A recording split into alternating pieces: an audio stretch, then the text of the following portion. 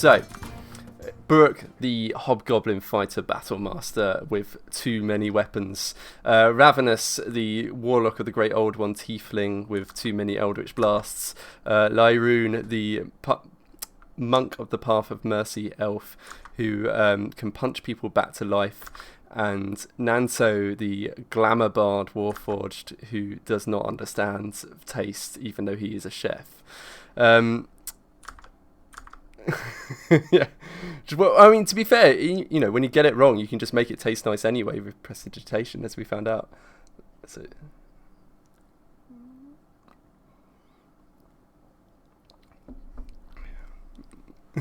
just scoff it down. You can keep redoing the taste as long as the chef's still there. Yeah. So all you need to worry about is texture. And then we also got Hazer. He's not here today. He might come along later on, but he's the rogue / druid human of the party. So the only normal human who's always trying to hand out his dodgy mushrooms.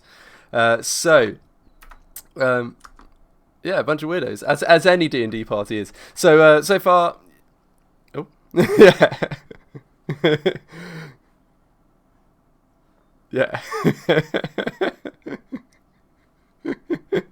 Maybe that should be your party. Yeah. That's a pretty good name. Yeah, Strangers from Strange Lands. So, the story so far. This all started with you guys meeting to do the Forge, which is a sort of hero test tower to make sure people stop dying out in the field.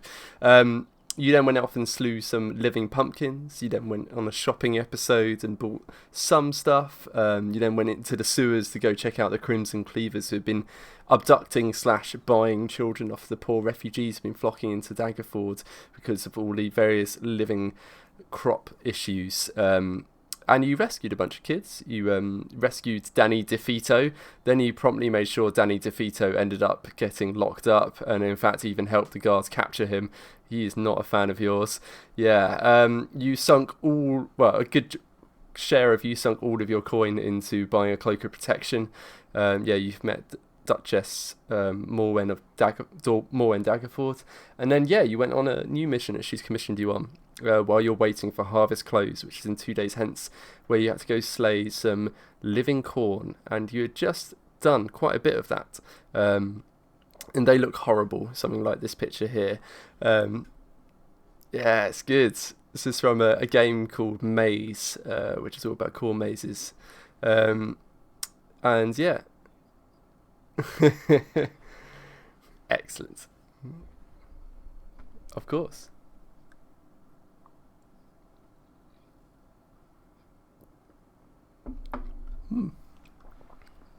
Probably commencing a mission. Yeah, it's probably like commencing a mission. Yeah, something like that. But don't know. Did geography, not English. So that is more or less the tale so far.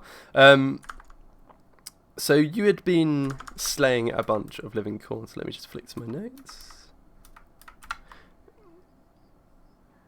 Yeah, so you had arrived at cornfields, and you picked off a couple of living corn on your way, and then you found this sort of desolate farmstead that was pretty much demolished. In fact, the walls, some patches of walls still barely standing, and then you sort of went for a last stand approach, taking defensive positions, and then Ravenous and Nanto sang together, or screamed together. Nanto doing a perfect harmonisation with her as she did a thaumaturgy enhanced screaming to try and draw the enemies. It was fantastic. And you just finished slaying about half a dozen corn creatures, a mega corn and a scarecrow, and the ground is just littered with popcorn everywhere, some of it partially eaten. Some of it's partially eaten by Ravenous, some of it's oddly tinted slightly pink. And just as you're inspecting the remains of the various creatures around you, and you had seen there were some slight evidences within the corn creatures of some small furry ones that have been consumed. you saw a humongous corn creature, far larger than the megacorn you fought earlier, peering around the windmill atop a hill about 150 feet away out at you. The Cornlossus. And it's this humongous creature, what must be made of dozens, perhaps even hundreds of corn plants, all sort of threaded and entwined together to form something far, far greater than the sum of their parts. And its hulking form has peered round that dilapidated windmill atop the hill, and it's just begun to sort of pull its way out from behind it, and just thump, and the ground shakes slightly underneath your feet. The smoke's not even dissipated from your last battle, but it seems like another one may be about to begin. So what do you guys do?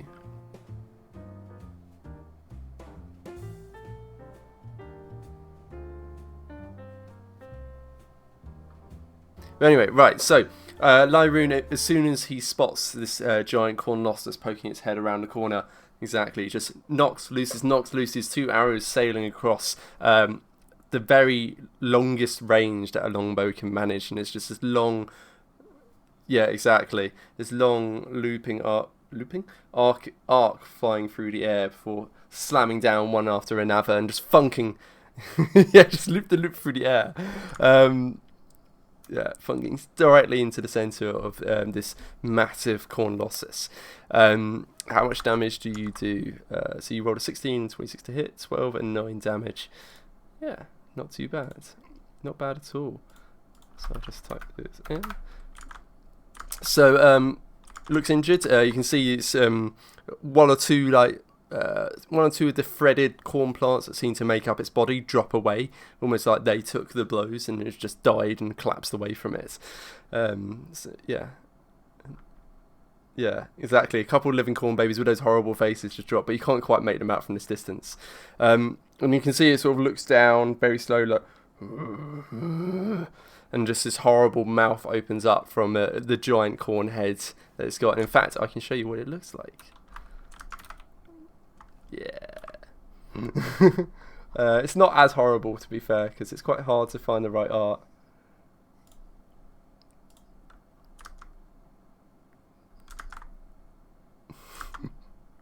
It's kind of cute. So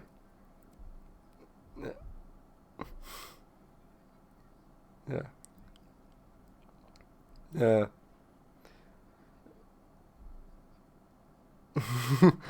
So as I say, the two arrows just funk into its center, and this horrible skeletal, almost like corn head, starts emerging from this central gap.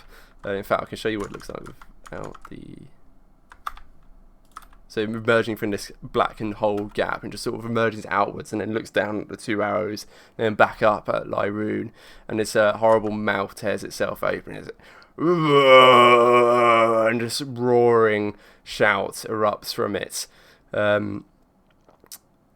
And Burrett, you were lighting a torch. So yeah, Burrett takes out his flint and just starts striking and just lights a torch in his hand. Nanto's just watching the proceedings happily, and Ravenous just hearing the all this happening, just looking up and realizing.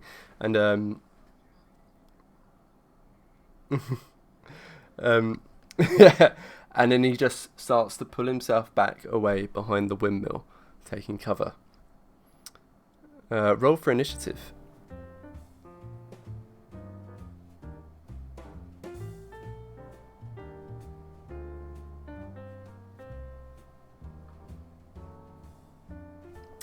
So Ravenous, as soon as she sees the Cornlossus moving back behind the windmill, she immediately starts making her way out from behind the safety of Burrick's back, and holding out her hands before her, and she starts twitching her fingers and drawing upon the eldritch powers of the great old one, and each of her fingers seems to bloom, the tips of them opening up, and this milky white tentacle grows out almost from the bone itself and starts flailing, and they're just these 10 flailing tentacles, and then suddenly with almost a wrist flick gesture, all 10 detach themselves and go zooming forwards, whipping through the air, circling around to the behind the windmill, and then colliding as one, and then just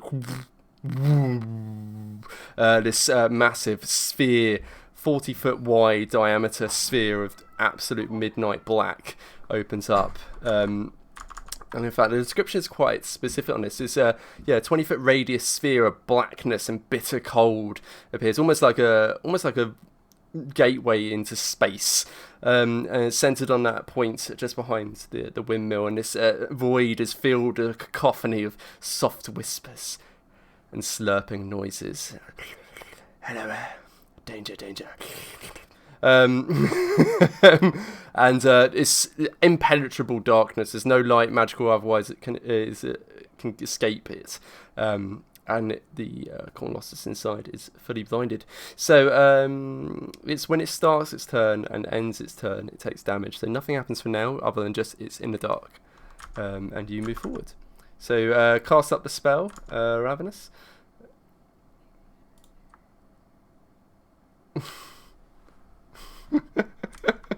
It's the most poorly spell in the game.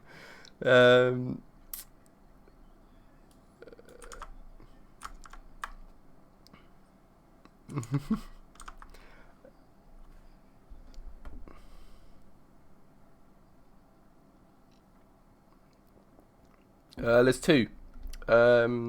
If you start your turn, you take cold. If you end your turn, you take acid from the milky white tentacles. Yeah. Cold and milky. So, Brooke, you're up.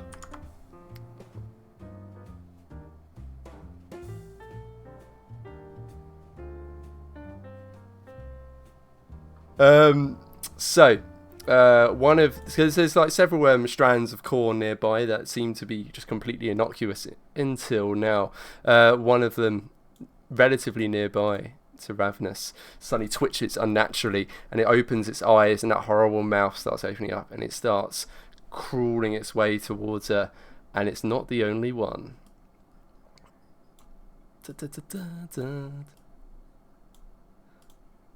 So, 5, 10. Yeah, that's for easier identification. There's no significance to the colours.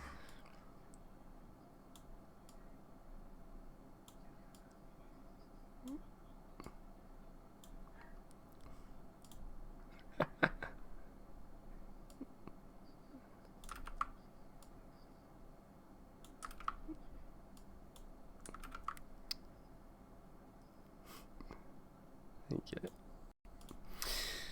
So these corn just they turn around, lock their eyes, open eyes in the corner, and lock them upon Ravenous, who just unleashed this horrific milky darkness upon the Cornlossus, and they start scrabbling their way across the ground. It's digging their talons in, dragging themselves forwards as fast as they can manage. So they all take the dash action. Only one of them's actually able to get in melee range, but he's already dashed, so no attacks.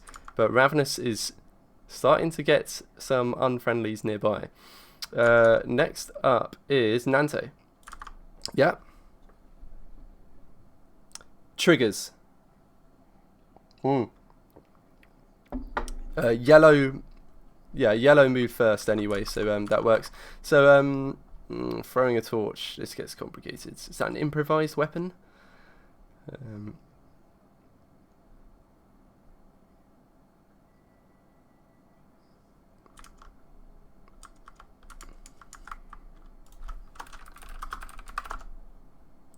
Lol. Yeah. Exactly. I'll allow that. And we'll see. Yeah, exactly. Yeah, unfortunately, it's quite niche. I've never seen anyone ever be proficient with an improvised weapon. It would not, I'm afraid. It's just barely not enough. You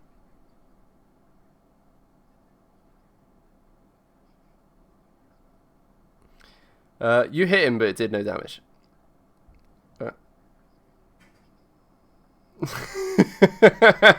Yeah, so Burke takes this flaming torch and as soon as he sees one of the corn marching towards Ravenous, just looks at the corn, looks at the torch in his hand, looks back to the corn, just. What's the thing that kids say? Yeet. He yeets it. He yeets it. Yeah, he yeets it upon Buruk. And it tumbles end over end, flying through the air. Unfortunately, the flaming end is not the end that hits the corn creature, and it just the wooden end just boonk. Maybe one kernel falls off its side, but it's no significant damage. No significant damage. It just plonks to the ground beside it, and just gutters out. No harm done, unfortunately. Anything else? Oh no, that was your readied action. Sorry. So Nanto, you're up.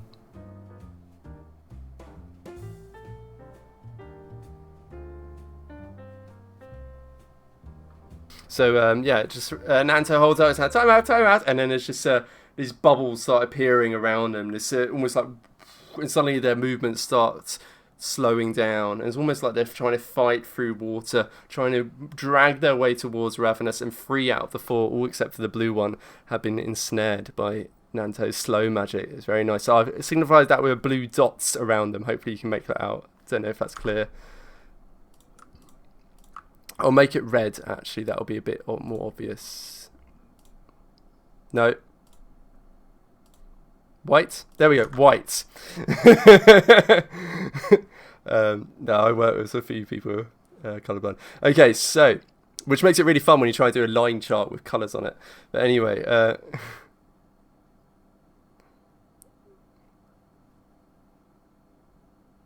good to know. Yeah. Do you have any movement?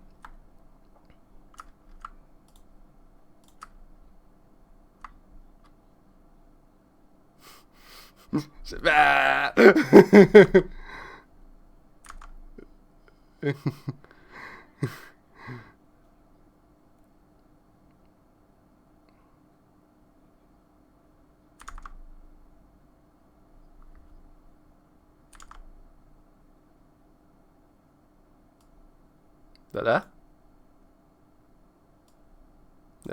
Yeah, that's absolutely fine. Cool.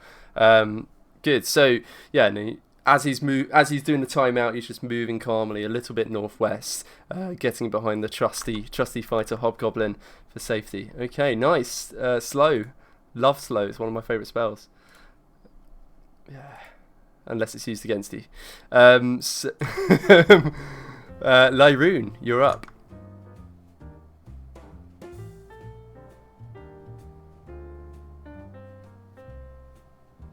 See, there's this slight rustle of wind. Wind rustles through all the corn around you, and you can feel this slight warmth surging through your body as Lyroon's blessing takes hold over Ravenous, Buruk, and himself, Lyroon. It's Fey magic.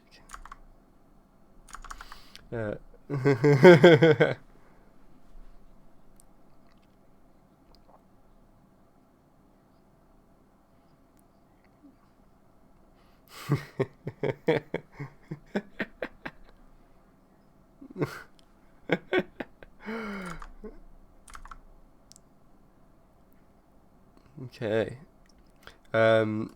Meanwhile, to the south, Nanto is very wise to make that judgment not to try and trigger any more surprise corns. Corns, yeah, different colour differentiation. The slightly whited out colours.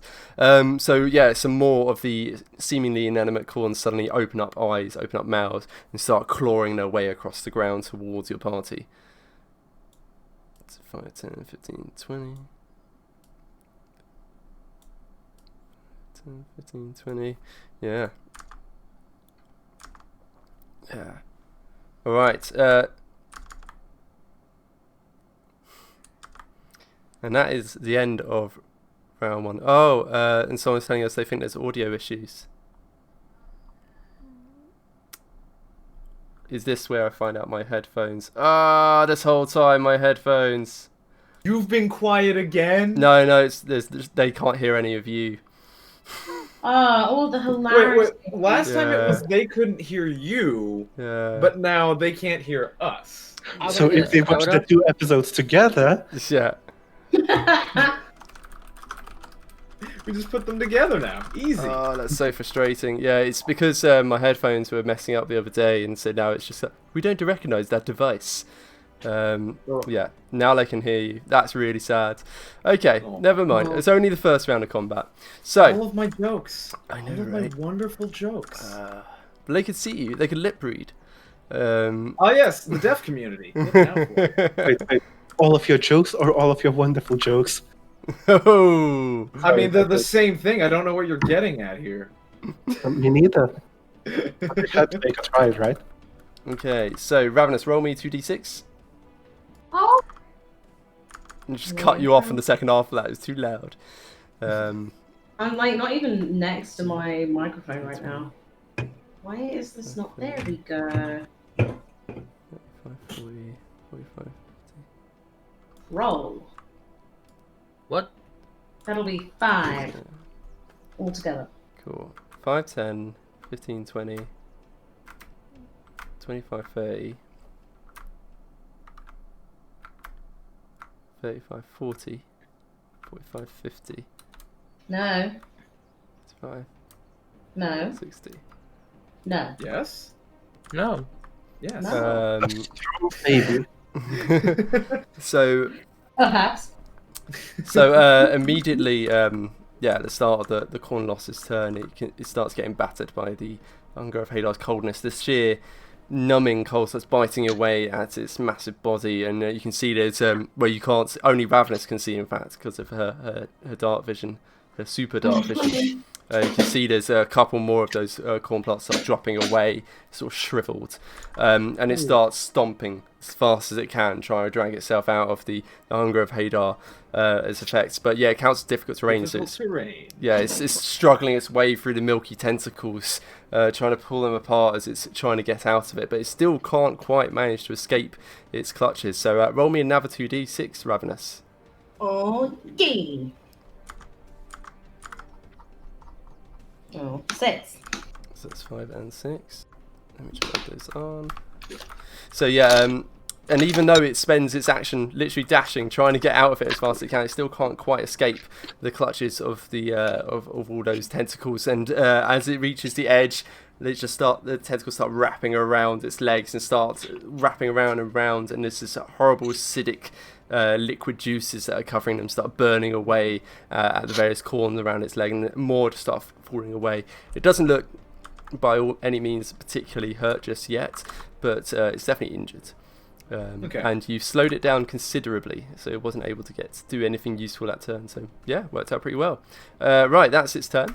Next up is Ravenous. Oh yeah. Well, I mean, I'm gonna use my Eldritch Blaze to. Eldritch Blaze. Oh wait. Sorry. Please note there's an enemy in melee range. Oh. Yes. Yes. Range attacks are a disadvantage. Yeah, that's why in the past you've resorted to primal savagery, but you've gotten very lucky with that, but it's not necessarily the right choice. Are we saying because the corn is right next to me, I can't do? You can even if it's you can do Eldritch Blast, but it'll be at disadvantage. Even if it's not against that one. Mm-hmm. Yep. Mm-hmm. Yeah, it's just it's hard to aim when there's something trying to stab you, basically. Fine. Well, then I'll use my primal savagery. Savagery. My primal savagery. Okay, go for it. I shall. Let me just wait. Oh wait. First, I will cast Hex. So Hex is concentration, so that would replace your Hunger of Hadar. Well, he's not in there anymore, is he? Except, I'm not going to do that much damage to him anymore. It's up to you. Oh, no, I don't know. Yeah, he is in there right now. Yeah, I mean... He's in there a bit, but yeah, he won't be in there for too much longer. My personal opinion is keep it up for this round. You can always hex next round. You can't unhex. Or sorry, you can't well, whatever. Yeah. Words. But the flip side of your Eldritch Blast is, even though it's at disadvantage, you would get 2 of them, whereas you'd only get 1 primal savagery. Okay. But you'd get 2 dice since it's above level 5. Yeah. Good, because I got a 9 on that first roll to hit. Oh. You got a 1. Yeah, no, so You got a it'd be nat 1. it'd be 2 damage dice if you'd hit. So yeah, you miss. So any movement? Well, no, because he'll get me with an attack of opportunity. Well, if you don't leave his No, they melee won't. range. They are slowed. Huh? They are slow. They cannot take reactions while slowed. Oh yeah, yeah. So Okay, in that They can't case, take reaction. in which case you totally could have just moved away and Eldritch blasted. I'll allow that to have been your first attack roll, so you can do second Eldritch Blast, yeah, sure. But the first one definitely nat 1s and misses. But where do you move first? backwards. How far? To the just below Baruch.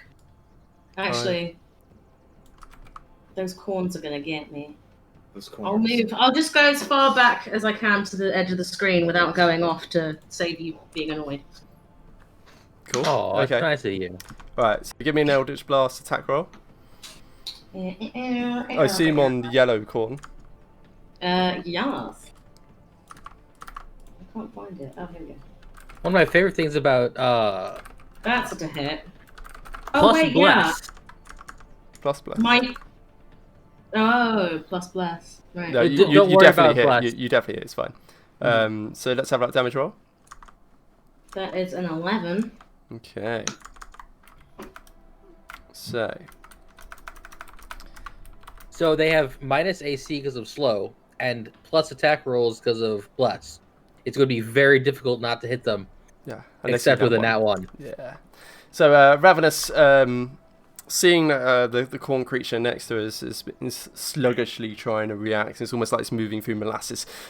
She just nimbly starts jogging backwards away from it and summons another pair of those crackling meteorites, looses one, and it detonates almost as soon as it leaves her hand, just like half a foot away from her, nearly in her own face. But a second one just sails directly on target and just decimates half of it. Just a shower of popcorn just rocketing out from its sides. Yeah, nice. And you keep up your concentration on the Cornlossus. So next up is Brooke. Right, so Back-to-back buddy time? I'm afraid no, not in this case. Oh, Because denied. you No, seem quite to be in the middle of a lot of trouble there, but you've handled yourself before. You'll be fine. The problem is the other four corn that are coming for our buddies. So I am going to draw my greatsword. You know, just to make sure that if they get cleaved, they don't really stand up. And I'm going to go for the spot that's 3 squares down, 2 squares left. So right next to both blue and yellow corn. 3 squares down, 2 squares west, was that? Yep. Yeah. And once I'm wedged in between those, I'm just going to get slashing. Which one are you slashing? I'll start with the yellow one. Anyways, I started slashing. He just started slashing. Yeah, a 10 plus whatever blessing is. Steve. Yep. 12 to hit. Just enough. Oh, I did not expect that. Ooh. That will be then 8 slashing damage, and I'm going to add a maneuver to that. Yeah. Actually, no, you know what? Scrap that. I'm not adding anything to it. Okay. But I will give it a second attack, though. Exactly. Just, for good measure and for the joy of level 5. It's going to be 21 to... Okay, I'm not rolling bless for this one. Yeah, definitely. That But definitely that's going hits. to be a total of 18 slashing damage to the yellow corn. The light Blessed. yellow corn. It does nothing until it does. Yeah, it's wonderful when it happens. Okay. So that's another 10 So, yeah. damage. So, And story-wise, seeing that, the torch did little effect, but Laroon already managed to find her way in middle of all the corn and was knocking, I'd say their tail, but frankly their kernels out. It was good time to take care of the second half of them. So just glancing back towards Nanta and Ravenous, Burke would just growl something along the lines of just stay back. and rush forward, straight into the mess of the corn, trying to chop at least one of them off, which surprisingly he does better than he expected thanks to the magics. He hasn't quite grasped where the luck had come from, but he's happy about it nonetheless. Yeah, it's more like a sort of pervading warmth that's washing through you currently. It's guiding your sword blow seems to be just a little bit more accurate than he expected, and so his Burrich just calmly draws this great sword and just walks forward towards to the corn from the south and just starts cleaving away at the was it the yellow one? Yes. Yeah, the yellow one. Hacks away probably about the top quarter of it with the first blow, just hacks away the top quarter of the cob, and it just neatly slides down away from its body, uses the momentum, swings it around and hacks back down again, cleaves another quarter away from it, and it's looking pretty stunted at this point. It's not quite dead, but it's very much on death's door. Nice. For a total of 18 damage. Not bad. So, next up is Corn Attack. Corn Attack! Corn Attack. Bring it! So, they get half movement speed. So it's...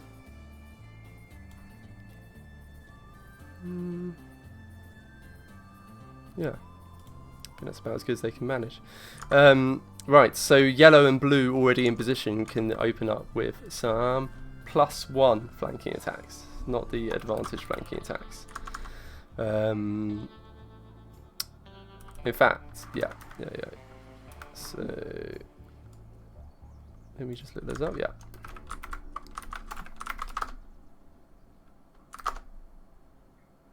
What's your AC, Lyroon? 18. Whoa.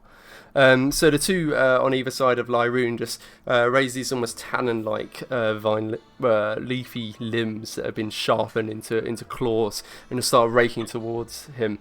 And he just nimbly just ducks out of the way of one, and then the other comes swinging towards him, and he just leans back and he just scrapes at the air just in front of him without harm. Meanwhile, the third one that's approached attacks as well, but without any kind of flanking help, and that one gets a nat 20. Oh nice.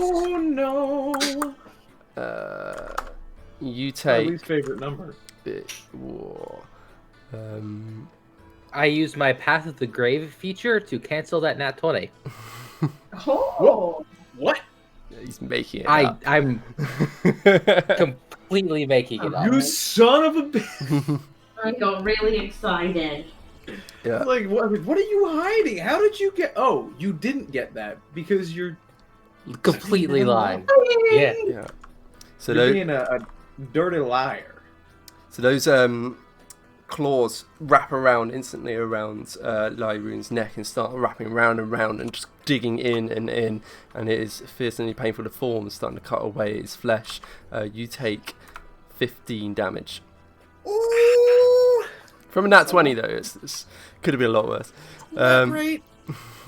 Right, so. Don't worry, it's worse enough as it is. But it's not all that happens. So yeah, those vine talons, they start wrapping their way around you, and you are restrained, which means you have disadvantage on attacks on your turn. There's advantage on attacks against you going forward. The orange vine was going to chop. Orange vine just let me just read this. Yeah, so the orange vine sinks its roots into the ground. They start spreading out in all directions and spreading straight towards Lyroon, and a 15-foot radius around the blight is now difficult terrain. So I'll just illustrate that on the map. But that is the end of their turn. So next up is Nanto. All right, well, that's no good. Oh, he's restrained, right? Yeah. Yeah, so Mantle of Inspiration, it'll only be temp health, which I'll still take. Right, that just sucks. Okay, It'll be fine. I need to think of I have a lot of concentration spells. That's all right. I'll go to Lou while you think. Oh, fantastic.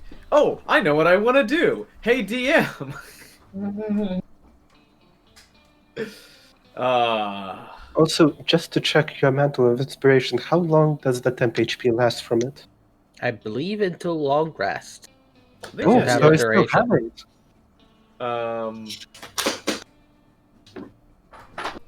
Yeah, it just says you gain 10 hit points. Excellent. Does it say that in the rules? Or in your Dice Cloud adaptation of the rules? No, it's copy-pasted. It just says, let's see, each of them gains 10 hit points. I mean, don't mind if I do. That's it, yeah. So everyone still has their 10 hit points. Yep. I unfortunately lost mine the instant I got them last time, if you remember. Which was great. I'll happily lose 10 hit points, just all the time. I've got 2 Inspires left. I still think it might be useful. Because the only other things I could do would be Healing Word. But then I wouldn't be using my mantle. So I think it's just viciously mocking Corn all day. Vicious Mock Corn and then Mantle, or Yeah, Vicious Mock Corn and then Healing Ward? Vicious Mock Corn and then Mantle. Okay, which one are you vicious mockery? Well, actually, let's see.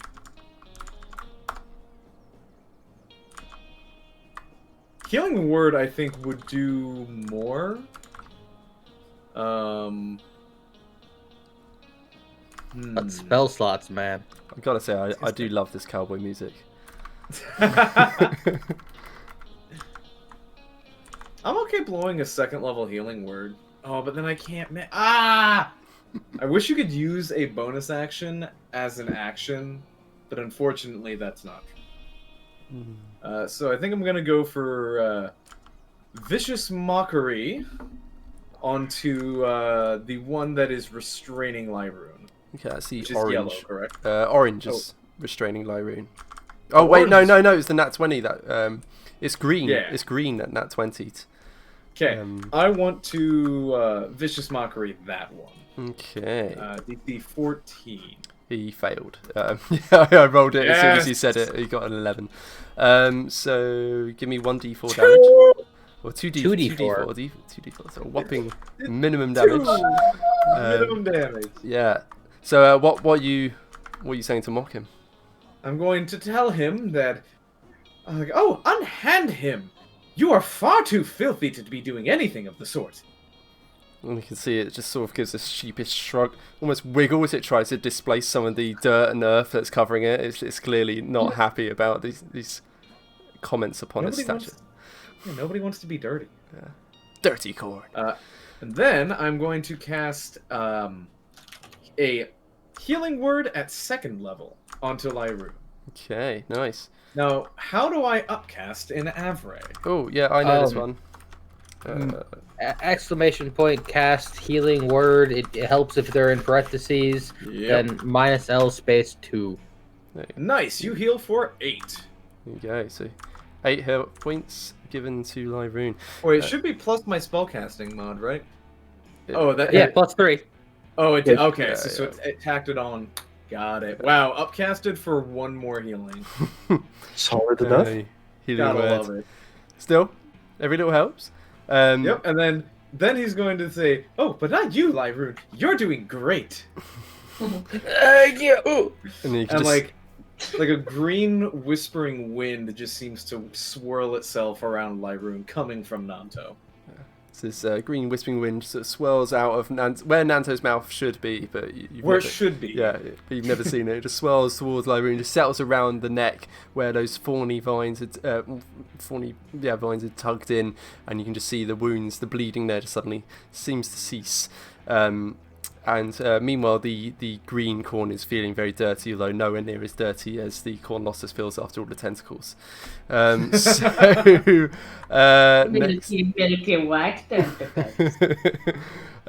Lyroon, you're up. You're Cool. restrained, but you're up.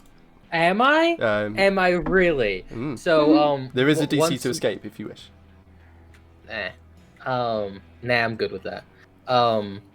Once more, a Fey wind blows through, and Lyroon just goes whoop, 10 feet to the left. Misty Step. Hey! So there? Where's left in retrospect? By left, I mean east. Oh, yeah. Which is... left is very wrong. So whatever. The opposite in every way. That's fine. Yes. Sammy Well, has... left, I mean, right. Not right, but... Ravenous has the exact so- same issue. She has to... We taught the...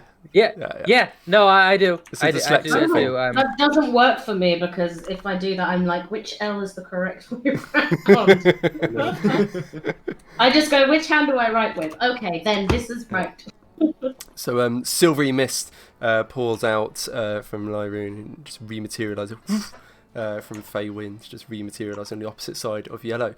You are no longer restrained. Roll as normal. Excellent. And then I'm just gonna make Yellow regret the day he was existed. Awakened. Boop. SpongeBob attack. Yeah, now we're in Not SpongeBob. Bikini bottom again. Not gonna bother with Bless on that one. Yeah, nice.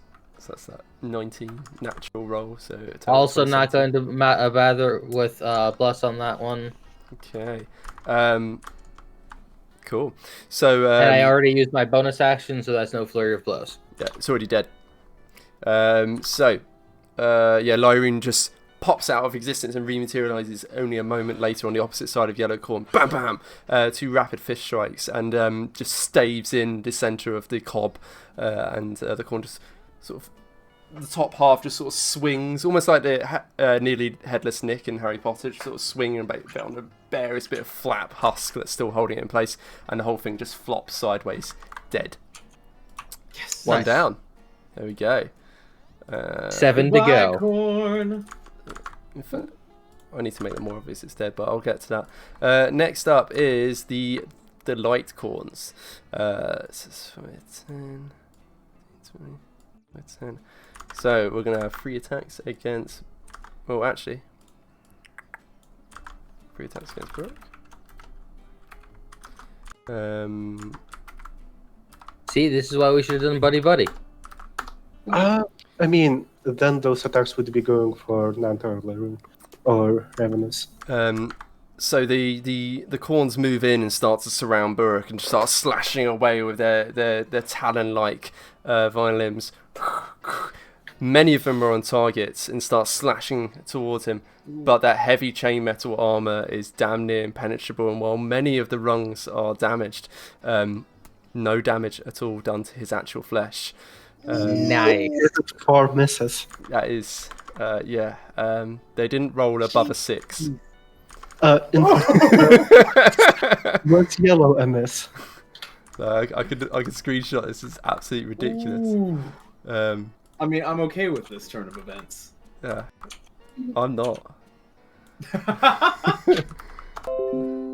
Oh yeah, so which one are you going to riposte? I'm going to report the yellow one, which already was dying quite quickly. Mm-hmm. So I'm going to just to help him a little. How dare you miss me? Here's your reward, death. Yep. Is it B for attack and D for damage? Yeah, exactly. B for Bonus to attack, yeah.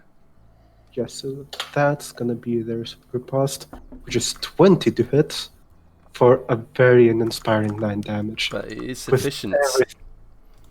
That's enough. That's enough. So, immediately, as soon as all these various talon-like attacks are just scraping across him, and Burke's just like looking down, barely.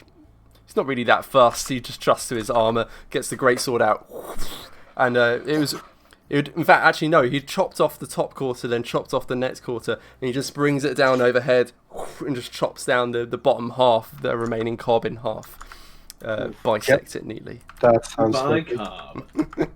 It's going to be a lot of tasty dinner later. Good. Next up is the Cornlossus, round 2. Wait, he needs to take damage. Round 3, in fact, I think. Round 2 or 3, I've lost track already. Yeah, give me... It's technically round 2 because the first attack rounds were surprise. Yeah, exactly. Give me 2d6 Ravenous for his cold damage. 10. 10, 15, 20. That's pretty good. That is pretty good. This is not I need to how count this out. expected. 5, 10, Yeah, 15, 20, 25, Music 30, is not very, you know, 40. I'm just thinking, so your 2d6 hit more than my 2d6 and a strength and a 1d8 bonus. So, yeah. so that blight from the earlier corn, that's disadvantage terrain. Wow. Words. That's double movement for everyone, right? What?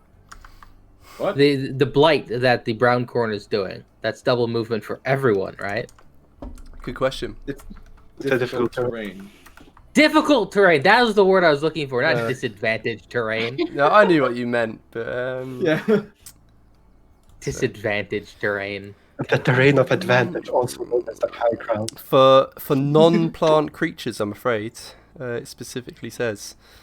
Aww. What if we identify as a plant? Well, Yeah, I Yeah, identify as plant. Unfortunately, you have to turn in your paperwork to actually be considered a plant. you gotta get some. You gotta get some magical surgery. Replace your legs with roots. Roots. So My fingers have turned into tendrils. I volunteer as tribute. so the Cornlossus, again, there's this almost biting, freezing cold starts sapping away its strength some more. And you can see more. Well, you can see more cold, more corn creatures plopping away from its body. Struggling with talking today. Flopping around onto the floor, and it just continues marching forward without care, and eventually it breaks free of the circle of hunger of Hadar's range, and it starts sprinting for all the distance it can reach towards you. And the ground shaking underneath your feet with every movement. It still can't quite get to any of you, but it is getting damn near close. Cornlossus. Cornlossus is coming. Ravenous, you're up, and now you can do hex and whatever and not worry about your concentration. Oh boy, so I'm gonna cast Hex on the Cornlossus. Okay. How will I show that it's been hexed? I think I'll make the outline purple. Yeah. There you go. That's my color. Cool. And then I will aim both of my Eldritch Blasts at it. That makes And- sense. The ones that hit that corn that's right on the edge of his circle is within 5 feet, so I can not only do an extra 5 damage to whatever I hit on the Cornlossus, I can also choose to. I think that takes your use that bonus. damage. I think that takes your bonus action. So next turn, you can do that. This turn you got a hex. But I was being so impressive. I know you remembered all your things. I did. Yeah. Next I turn you can do it.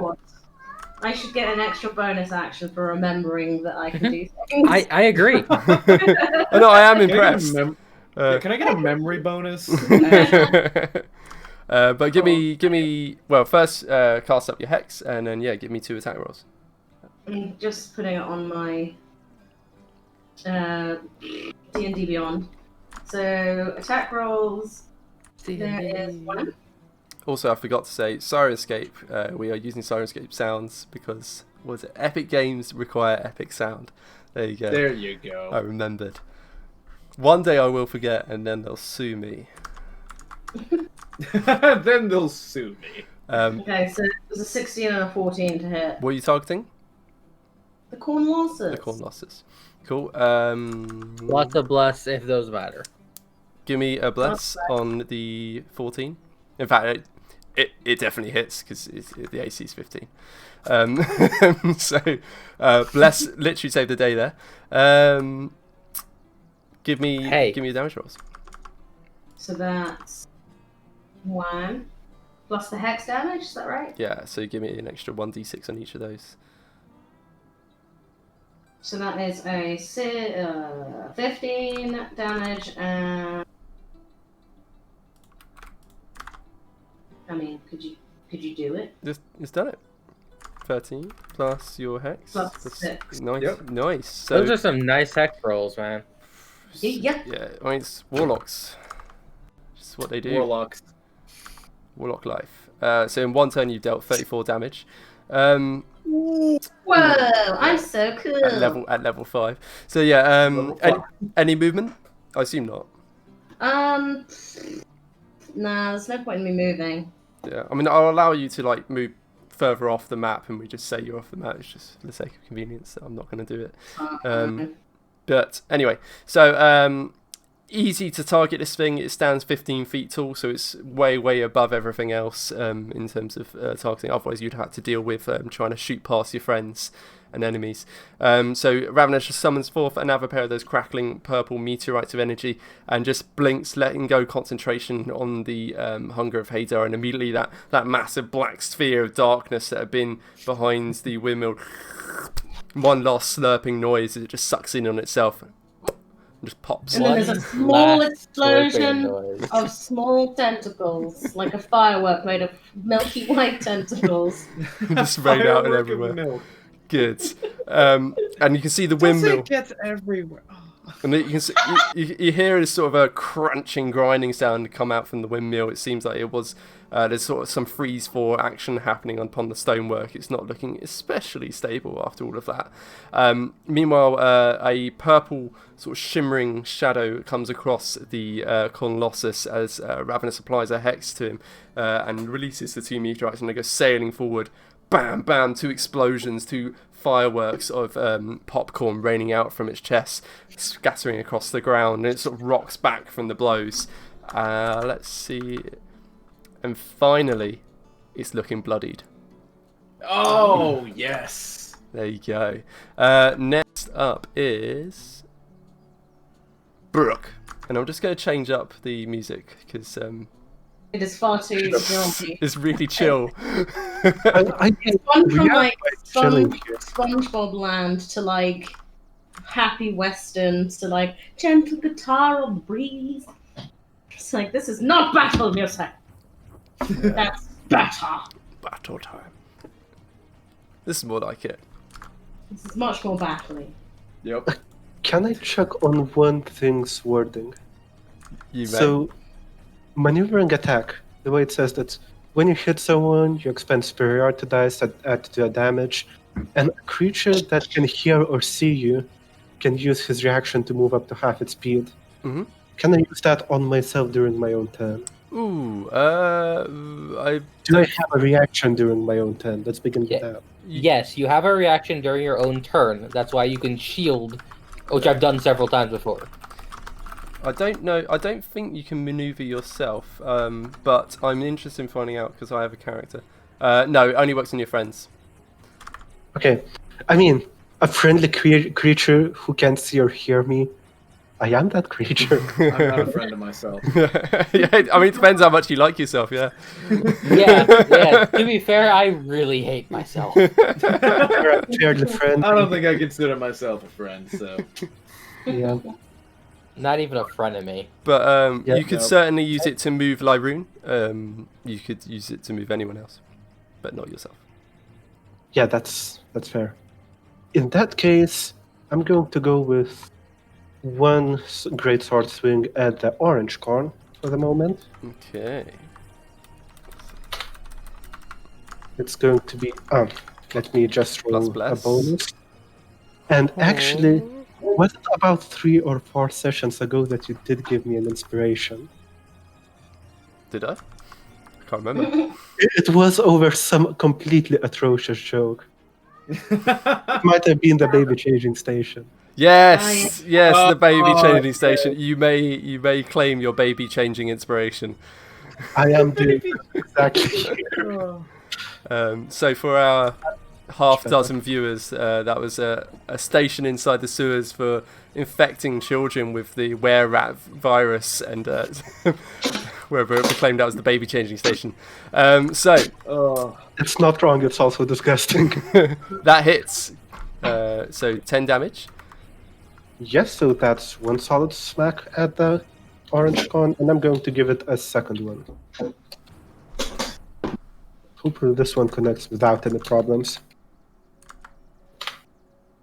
Nice. Yes, in which case I am going to give it a superiority dice as well. the correct choice, I might add. Let's see. That's going to be a pushing attack as well, just in the unlikely case it survives this. It does not. So, okay, so the second hit totaled 20 slashing damage. Yeah. In contrast to the 9 I had previously. Oh. So Burke outputs in total that turn 30 damage. So not to be outdone by Ravenous, Burke sets to work. The first swipe just, again, hewing away the top quarter of the orange corn cob. And then just readies it almost in like a thrusting motion, just pushes forward, sinking the tip straight through the centre of it, and it just bisects it and it almost pins it forward, and it just, the two halves just flop backwards about 15 feet, is it? Yep. Yeah, just go flying back 15 feet and it is dead. One more down.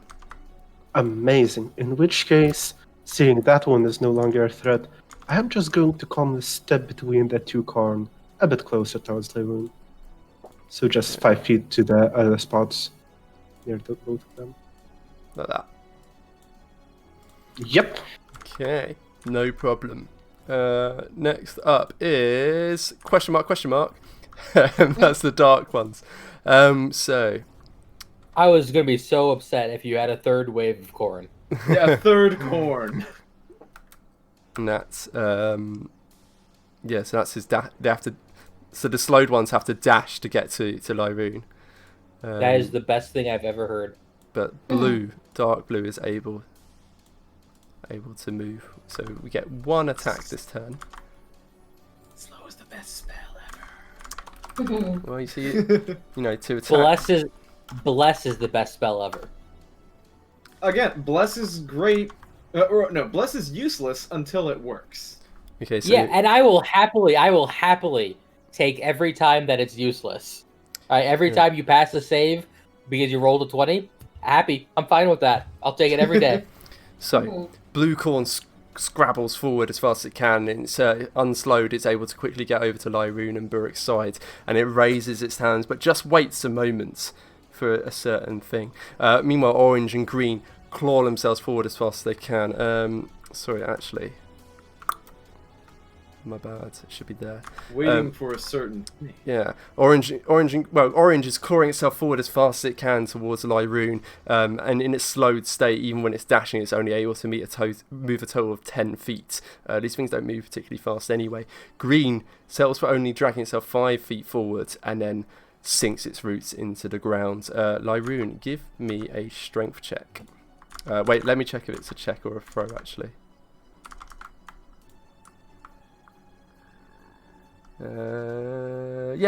Saving throw. Sorry, strength saving throw. Strength saving throw. Yeah, DC 12. And here's the important part. Bless? That bless, bloody hell. Come on. Oh fuck. No, it's DC 12. It's fine. Hey! Oh. You literally couldn't fail after rolling an 11. Yeah. So these roots just erupt out of the ground, start coiling around Lyroon's feet, and he immediately feels that warmth surging through him and just wrenches them free, snapping the roots apart. No problem. Blue, disappointed that this did not help him, attempts to take his attack, swings forwards with the talon-like vine limbs and just hopelessly gouges into the ground a good 3 feet away from Lyroon. It's nowhere even close. Nat 1. Yeah, bad turn. So Nanto, you're up. Alrighty, so we got a lot of corn. I still want to keep the slow going. But nobody's restrained now that Lyroon passed that, right? Fantastic. I don't know if we want to use this, but I am going to Mantle of Inspiration. Well, that's very Nanto anyway. I don't know if anyone wants this, but I'm doing it. We're doing it. So Nanto is going to he is going to raise his staff to the air as the kind of aura around him, his clothes turn that kind of vibrant, more greenish, tealish color, kind of flashing with this glamorous display. The words he chooses are just I'm more picturing with all the corns around here. More just yelling, "All right, come on, let's get moving. Show me those happy feet!" And swinging that staff forward. I'm going to choose Lyroon, Baruch, and myself to receive the temp hit points. If you want, you can use your reaction to move up to your move speed Without an attack of opportunity. without provoking.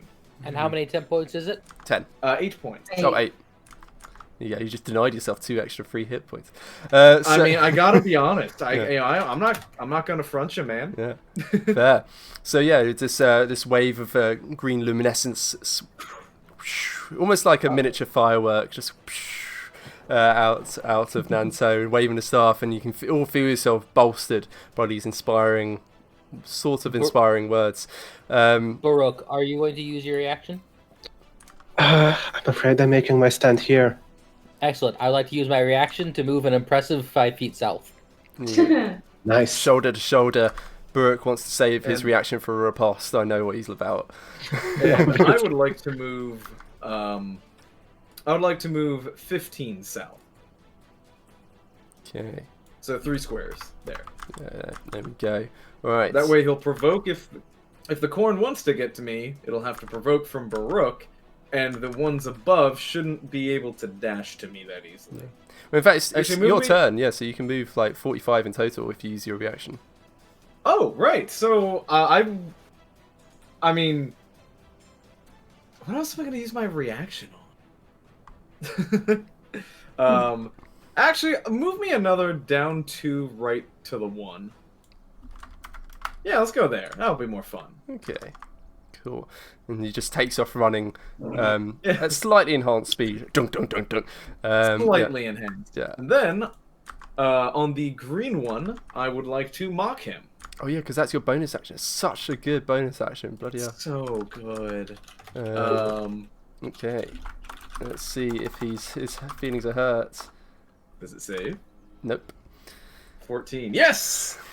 Alright, so, he is going to tell this that, ooh, how do I want to insult this one? Yeah. Well, let's see the damage roll. Let's see how vicious it is. Let's see how vicious it is. That's dark green. 5, not bad. Yeah, it's pretty good. Above average. I'm going to tell it that I've seen cauliflower more threatening than you, by the way. And you can see his eyes just wincing slightly. You know, that most demeaning of insults to a corn on the cob to be compared to a cauliflower. And he just shrivels slightly, and this is psychic energy thrums through it. Yeah, it's... I like cauliflower. You disgust. Yeah, and it's threatening, but this corn is not. Lyroon, you're up. Cool beans. Neither of the Blue. Neither of the blues are damaged. Dark blue. Dark blue. Okay.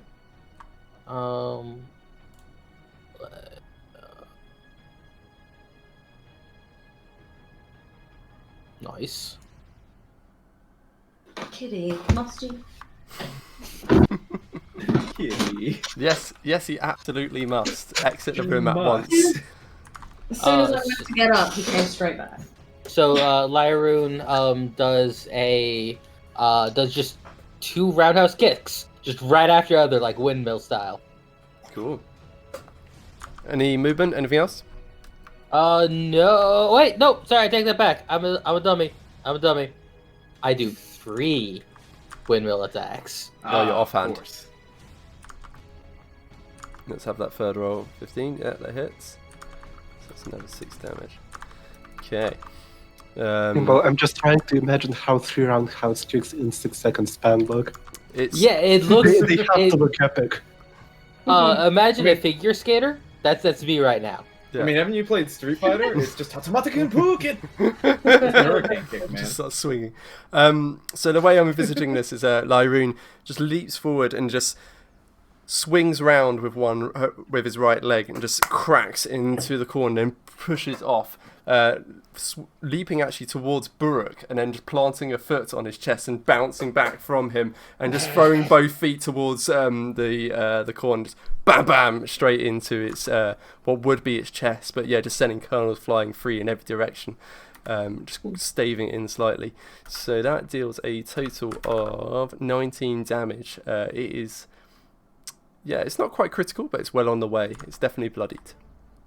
It's on its way. Yeah. How dare. Yeah, but it's still up. Okay, so... and just to check, that was the dark blue one. yes, dark blue. Nice. So, next up is the light corn attacks, of which there are only 2 of them left. So, green corn circles around behind Buruk, offering itself and its companion some advantage on what's to come. Oh no. Some advantage. A slight advantage. And it works out pretty well. No.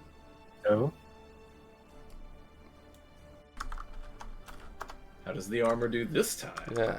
So the first one comes swinging towards Buruk. Its talon-like fingers scraping down towards Buruk, and he just slaps at the side of its great sword and actually severs some of the fingers of its talons, but they just immediately regrow. Meanwhile, the one behind him, utterly unseen and unnoticed, takes advantage of his distraction and strikes upwards underneath his armor, and its talons just manage to scrape up his back. 7 damage to Buruk. I would just add a little bit to that, not only blocking, but I do swing back at that corn for the last time in the near span. But I do manage to get a bit more than a couple fingers off of it. In fact, it would be about half of the corn, I suppose, with 13 damage. And that's light blue. Ooh. 13. Yeah, so immediately bloodies it in one blow. It's a decent start. Yeah, so he just swings with the great sword and it severs all the fingers, but it just carries on cleaving straight through and hacks away half of its body. And again, just the top half just slowly flops from the bottom half. But yeah, he's so concentrated on that attack, he doesn't notice the one coming up behind him and just scrapes up his back for a 7 damage. Yeah, so it doesn't even get through to temp health. But that is, yeah, blue. Light blue bloodied. That is the end of round 2 or 3. I've already lost track. But it's now the Cornlossus' turn. 3. Oh, this is the bad 5, one. 10, 15, He cannot reach us. 20. Unless he has reach. It's too much corn in the way. 5. Hang on. Let me do this right. 5. 10, 15. 25. 30. Uh-oh. You can reach. Rook. Oh no.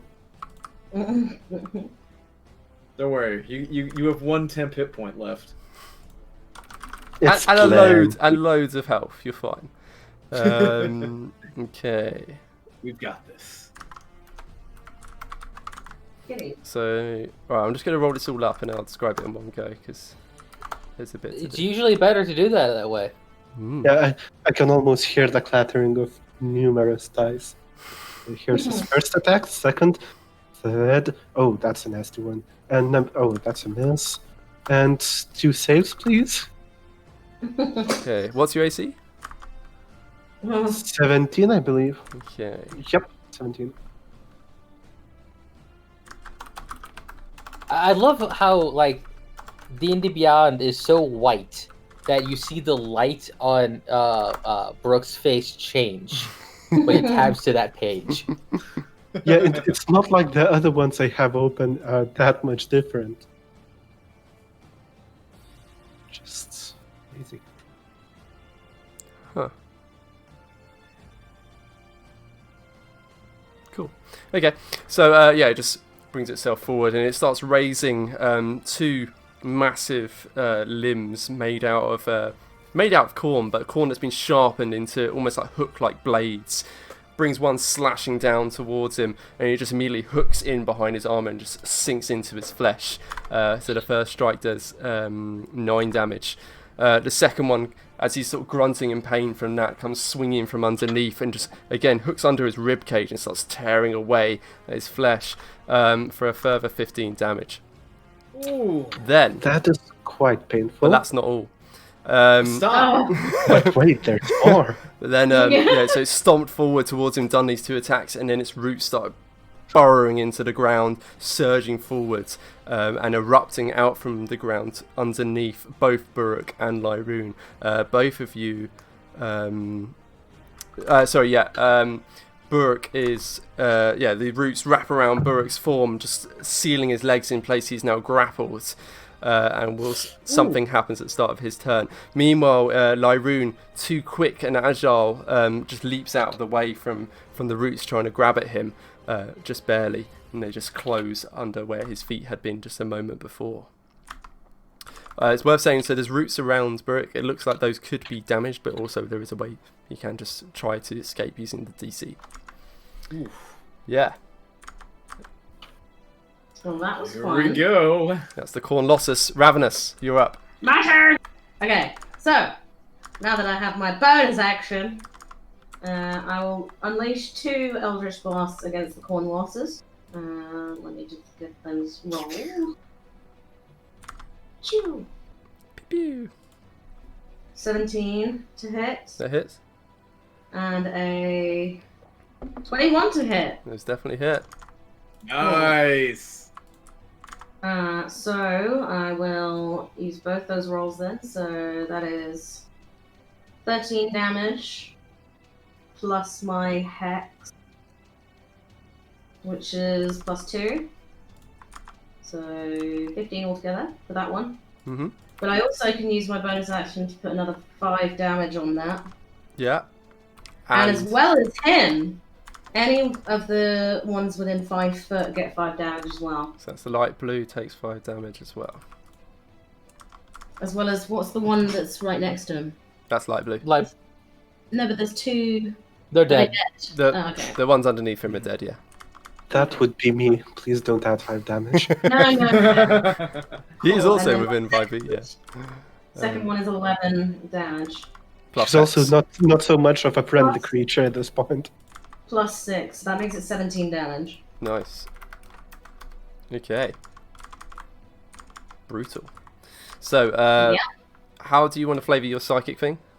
Oh, it was like a pulse, right? Yeah, it's kind of like a pulse. Yeah. So, Ravenous summons forth another pair of meteorites, flings them both forth, and they both veer in with unerring accuracy and just swing round and from both sides, and 2 more showers of popcorn ring out. And it is looking very much the worst wear from all this damage that has been inflicted upon it before it's even arrived at your position. And as the first one hits, there's this coalescing of energy. With what normally happens with a meteorite is there's this purple explosion outwards, but then it sort of sucks back in, coils for a moment, and then just pulses outwards in a ring. And you can see as it passes through light blue, you can see just a shower of corn kernels just wash away from its flesh. Further cementing Buruk's opinion of her. I'm really awesome. Yeah. I don't think it's a bit that. beyond changing at this point. And surely the fact that I'm only using it against bad things makes it something. No. Okay. Okay. Buruk. It's now Buruk's turn. That is lovely. So, just to check on condition of things. So, the light blue is near death? So light blue and dark blue are pretty much in the same state. They're both well on the way to death. You could easily kill each of them. And the Colossus itself is alive, but just barely. Alive, heavily wounded, certainly, but not quite in a critical state yet. Okay, so he looks a bit too big and too nasty. Mm-hmm. That's a bit of a shame, really. I'm going to go... I know which ones I can take on based on my own size and their size. So I'm just going to continue on the very same track. Cool. Ignore the fact that I'm being slightly squeezed together by a bunch of roots. Sorry, yeah, I forgot to say, start of your turn effects. Sorry. 1d6. Hang on, let me roll this. Oh no. It's me that rolls this, I just realised. I am the one who rolls. I am the one who rolls. Oh, and I rolled a 6. Very good. You take 12 bludgeoning damage from the roots crushing you. What do you mean, very good? Very good. Very good. It's a very good roll. Very good. Very good crushing. So further 12 damage. So Brooke's down to Jolly good 13 crushing. health. Now I am alive, but it's getting rough. Yeah. We need some love punches from Lyroon. Either that or we need some hate punches with the rest of the corn. Some hate punch. Yeah. I'll do both. Why You not know, both? it's a dilemma at this point. I am flexible, all right? Yeah. I offer many styles of punching. I'm going to continue for the light blue corn, I reckon. I even punch with my feet. Yeah? It's called kicking. No, it's a not. punch. It's a punch. So Totally 21, different. 9 damage. That's a hit. Is it a kill for light blue? That is. Hey. Nice. In that case, let's do it again for the dark one. 11 to hit. Plus, plus bless, so it hits. That's a hit Yes. for 11 damage. Yeah. That is the third or fourth bless that has made a miss into a hit. Yeah. Yeah, it's been doing a lot this time round. So Burke just swings around with the great sword, and he just carves through the first one, and it instantly just chops in half, dead. And he just doesn't stop swinging; he just carries on straight through it and slices through the second one, and both are just immediately sliced, dead on the floor. Nice. I'm just hearing somewhere in the background. Oh, okay, that is most likely a Lithuanian exclusive ad. But there was basically every autumn, one of our shopping centers just go. You know, it's time for harvest. It's basically the time for sales of autumn, and there's always that melody as they show a lot of people just harvesting crops and everything, and it's just somewhere in the background will be playing now. Excellent. It's Yeah. Burke the Reaper. Brooke is definitely featured in the background of one of these advertisements. Just hewing away with his great swords. With a great sword instead of a scythe, but other than that, it's spot on. Any Look, any movement? The Reaper had to switch No to a movement great sword whatsoever, because there's it's too many strange. people to kill. Yeah. So. I'm using all of my movement to go north, which happens to be 0. So yes, end of turn. Oh yeah, you're grappled. My bad. Yeah. So that's the end of your turn. Now it's time for the Dark Corn. They're still slowed, but one is able to get in melee range. One will. Let me just check their things. I just need to see if they can do it again yet. Nope. So that does.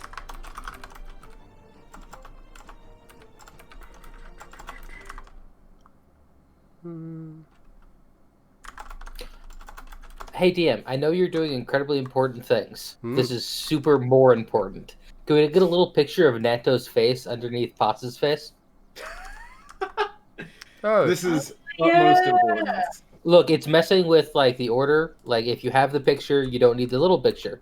But Nato doesn't have the little picture. It's wrong. True. yeah.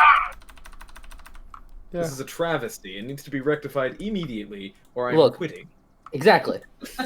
Like I have the finger on the power button right now. It's ready. That's Oh. it, rage quit. Yeah. Yeah, because I didn't bother creating him the little icon. No, I can't fix Yeah. that right now. But one day. Understandable. Yeah. Have a nice day.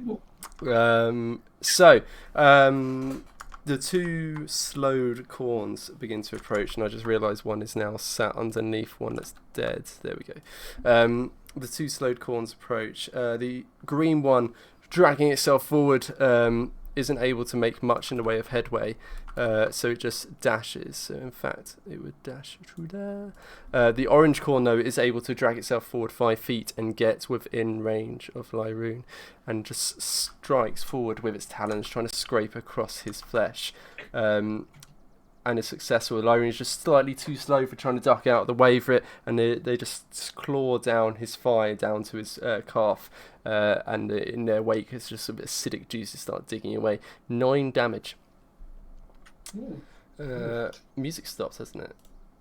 Yeah, yes and no. Time for playlist number 2. There we go. Right, that is the Darkhorn's turn. Nanto, you're up. Alrighty, so we got Cornlossus in the house now. Mm-hmm. You know, I think I'm going to drop that slow, because I don't know if it's doing too much anymore. Because I want to cut this Cornlossus to pieces. Oh. I know the spell. Oh, yeah. So, there's likely a lot of, probably loose foliage and stuff here. Mm-hmm. Yeah, there's plenty. So, what I'd like to do is I would like to cast Cloud of Daggers with a 3rd level spell slot. Whew. Jeez. So, Nanto is going to conjure up and look at all of the autumn leaves and little leaves of corn from the husks and such that have been scattered around, and he's going to start swirling his staff near them, kind of like almost a figure 8 form, and he wants to have them basically begin to animate, flow into the air, and become rigid blades, a cloud of leafy blades, if you will. Of leaf daggers. Of leaf daggers. I can't believe this. Okay, I can't play anymore. That's it. It's over. Can't believe you've done this. I can't believe you've done this. Oh wait, Cloud of Daggers is not in the spellbook, so. Oh yeah, it's one of those stupid ones, isn't it? It's like one of 6. It's in the player's handbook, but it's not in the spellbook for some reason. Yeah. Anyways, but I'm centering this cube of daggers. If possible, I want to set it on the. Let's see, where would be best? Put it at J18. There's no letter. Why would that stop you? oh god. It would be probably best would be Definitely there. imagining way off in nowhere, just way out there. No. Let's just. This thing didn't seem to have reach, did it? It certainly hasn't demonstrated any reach yet. It's hard to say. Hasn't demonstrated any reach, so let's put it the square down and left of Baruch, so just in the corner of this square. That. Mm-hmm. Okay. That way he's gonna have a hard time hitting either of you without staying in my cloud, unless he has reach and just hasn't shown it. Possibility.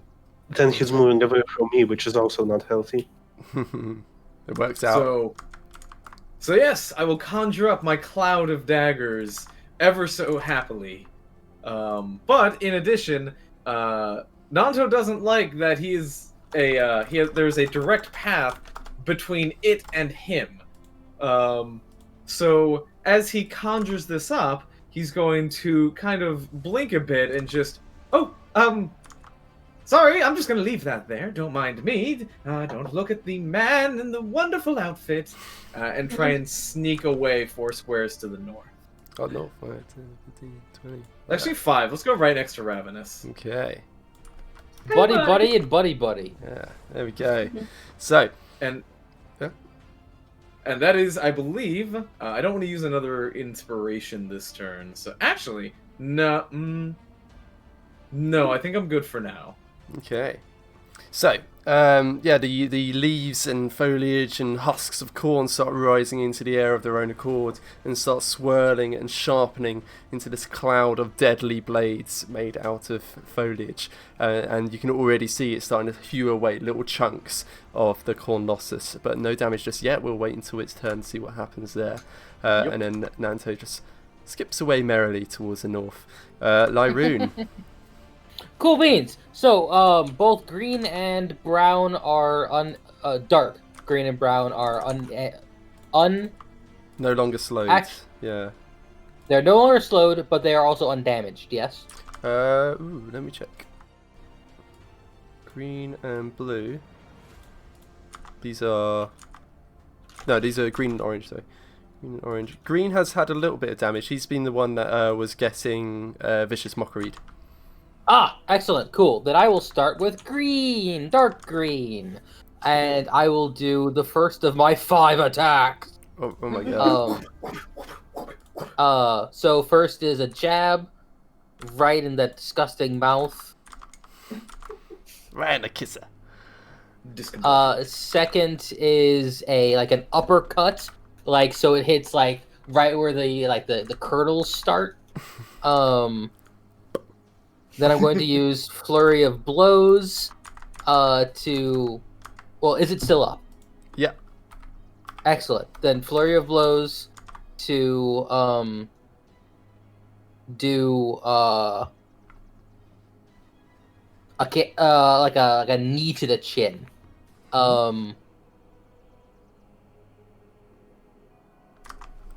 And now it's dead. Excellent. So then my last attack,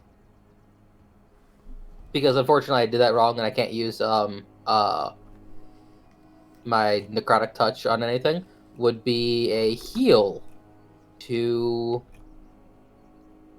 Where is it? I'm right here. Yeah. I'm gonna do Hand of Harm, but it's healing instead. Okay. Yeah, I get you. Okay.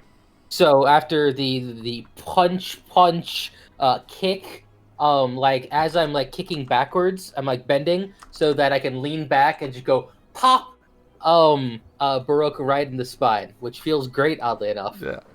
Excellent. Good chiropractic, right? Yeah. It's battle chiropractics.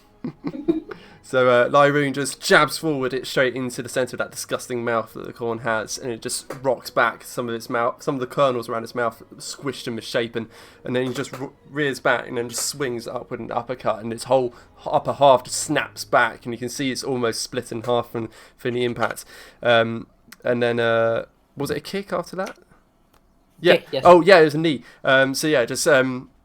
Uppercut, so it's rearing back, and then he just grabs the top half that's rearing back and almost snapped off in both hands and just rams the knee forward, and just you hear this crunch as the entire thing is just snapped, and it's just a little bit of husk holding it in place, but it just flops to the ground lifeless, and then he just pulls the broken body away and just leans backwards and just punches Buruk in the back, but in a healing manner. And you can see the chi just washing through him, and suddenly he just stands a little bit straighter, despite the roots holding him in place. Okay, and that is Lyroon out of key. So, next up, I assume there's no movement? None. Cool. So next up is the last remaining member of the Light Corn group. And the cat is going ballistic. The light corn. Is he outside my door again? Yes. So Lightcorn, seeing Buruk's being healed but still wanting to try and take down this mighty hobgoblin fighter, just launches itself forward, scrabbling with its talon-like claws on his armour, and it's just scraping ineffectually. It's just utterly harmlessly. No problem, well worth the investment, but probably another trip to the blacksmith is in order. The Cornlossus. You said that last time too, so that's... Many trips to the blacksmith required. Many. I think we'll just need to reassemble it after it all. Alright. Nanto. your upcast level 3 Cloud of Daggers. It's an extra 2d4 per level, so for a total of 8d4 damage. I think no. This is a second level, so it would be 64. Oh, okay, my bad. Yeah, it starts as second, so one level up. Yeah, I didn't spot it's a second level spell. Yep. Did think so that was really good. It just takes 64, but I roll 3 1s in there, so. This might also be the first spell I see that doesn't add a single damage die, which makes perfect sense, but still unusual. Well, it's below max. It's below average damage, but it is still 11 guaranteed damage. Okay. So yeah, these sharpened foliage starts slicing through the air, and it just starts chopping away little chunks of its body. It's looking pretty bad now. It's you can see actually. In fact, I had something written for this. 1 second. So you can see as you're chipping away its outer structure inside this, it's almost in a crystalline essence starting to glow outwards, and it's this surface. It seems to be this ever-shifting myriad of glistening green liquid. And actually, as you start hewing away at its outer shell, and you can see inside, you get this waft of sulfur, this eggy smell expelling into the air. As yellow tainted lines ripple across the surface of that inside crystal, and where they join, there's bubbles rising and popping to release fresh smells of egginess. This is like Yummy. creature from the beyond kind of stuff. Yeah, it's disgusting. And you can also see there's where around the edges of that central crystal inside it, you can see there's smears of red gore, almost like it's bleeding, but that doesn't seem quite right because you know that plants don't have blood. Plants don't bleed. Plants don't bleed. Yeah, so Don't be silly. it is now in a critical state, the Cornlossus, but it is its turn.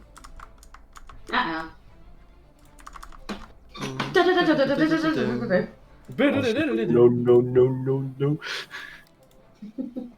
Here it comes. Here it comes indeed. Okay, so And that is 48 damage to Baruch. That's On attack 1. 592 damage. That is 592 damage non-lethally. Oh, no. First, it's a save. DC 240. TC 240, of course. That would be pretty.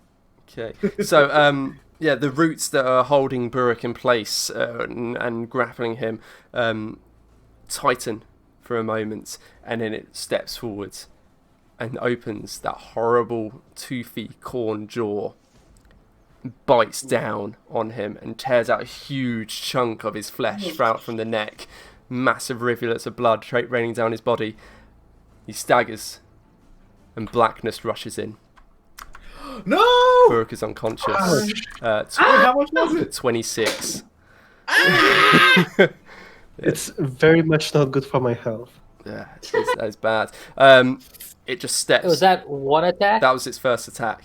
So Oh my then it God. steps forward, and that was yeah, you'll see. So then it steps forward over Burke's body, looming over Lyroon, and raises both those Oh. hook limbs.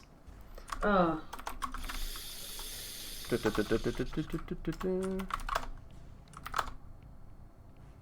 Swings down with one of them,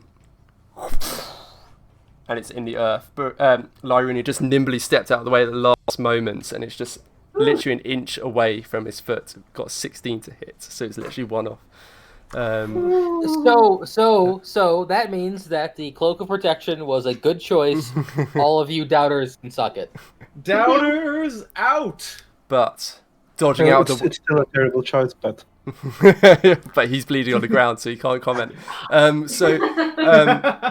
But Lyroon dodging out the way of the first leaves him off balance for the second, and comes swinging in and just hacks into his chest, dealing another vicious blow. Let's see how vicious it is. How about not? Not at all. 18 bludgeoning damage.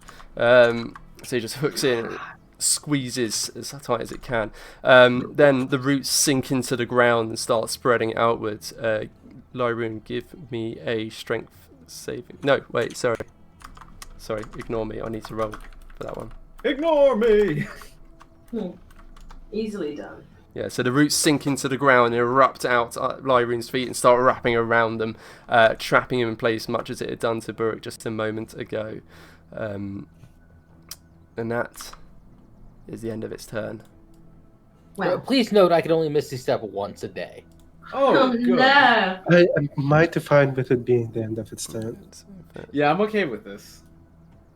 But it doesn't... let me just check its... Yeah.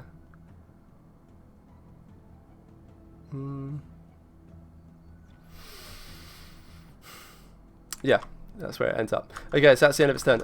So, next up is... Me. Yes, next up's Ravenous. Am I still blessed? Yes. How much do I add to 14? Wait, no, No. let me do a con check to see if I still Con have check. bless. Oh no. Con save. Come on, I can't do the dice. That's not a Oh, good but we're Wait, blessed. blessed. If you get a You can roll 4, a Ooh. you got a Ooh. 25% chance of making it. Oh my God. The bless saved the bless. Bless I saved- used- I. I used the bless to keep the bless. Lovely. Right, So I got a 14 to hit on my first one. so with bless that hits. Awesome. And then a 19 on second. Yep. Yeah, they both hit. So Cool. give me 2 damage rolls with That's not hexes great damage. and your psychic blast and everything like that. So 6 plus your hex, which is 3, so it's 9 damage on the first hit. 12 plus 1 for 13 damage on the second hit. And then the plus psychic. 5 on the psychic damage. Plus I'm going to give 5 damage to the orange corn because it's within 5 foot. So's the green. Ooh. Is it? Oh, okay, cool. Well, 5 damage to isn't each. Dark Green dead? Yeah, dark green is dead in fact. Yeah, so it's just orange. Okay, yes. so just the orange one. Perfect. Just make it grey. Okay. So And then I'm going to just wander as far away as I possibly can Well- from the Cornlossus. but before you do that, Okay. how do you want to do this? Okay. So Great sound effects. I'm gonna basically each of my what are they called? Eldritch Blasts. Eldritch Blasts. That's the one. Thank you. So they're gonna go and sort of do a little divergence. So they'll go straight and then sort of diverge round and then meet back up either side of the face of the Cornlossus Okay. Alright, so the two and eldritch... just Oh, sorry, and go. basically explode its face. Explode its face. Good. Okay. So, yeah, the two Eldritch Blasts fly free. These two purple meteorites fly free with Ravenous's hands, flying through the air and just curve round to either side of the Cornlossus and then just suddenly arc inwards, impacting either side of its face. And you can see it almost flatten from the twin explosions into like a pancake of corn. And then just this blast of psychic energy washes out in all directions, washing over the orange corn. And then...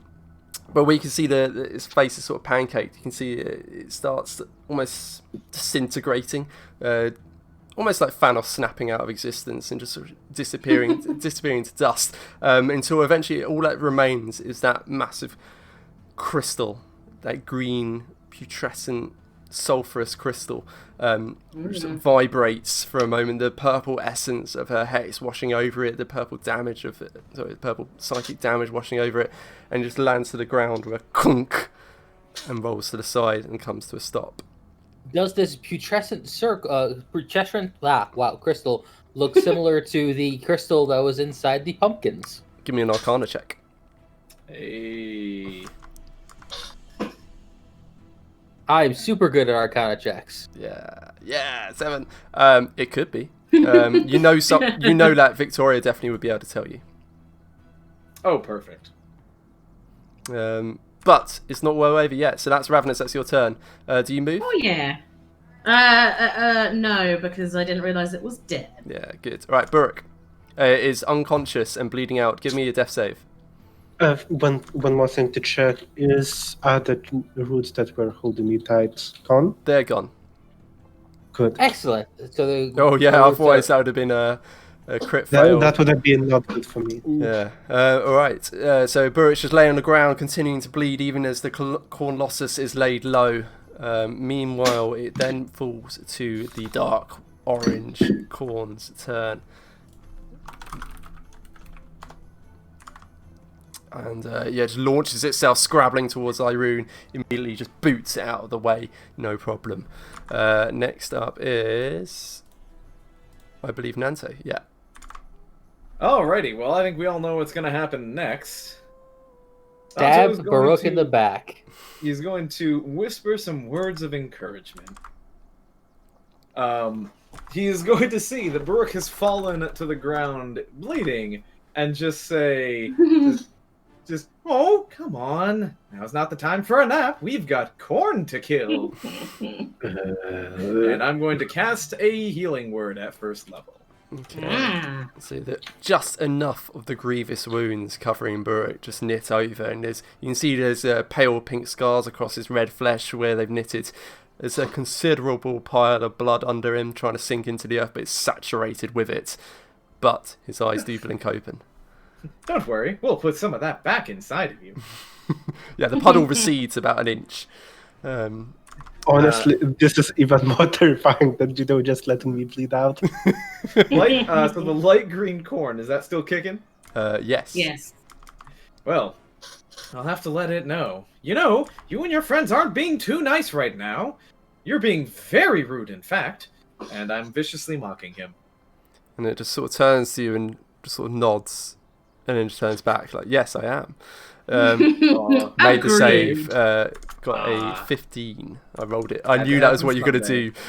So I rolled it as soon as you cast Healing We're Word. ready.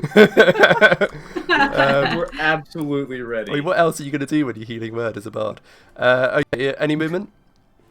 No, I think that's it. Lyroon, you're up. Cool beans. Which one is more hurt? No, never mind. The irrelevant question. Kill light green. Okay. Yeah. So 3 attacks.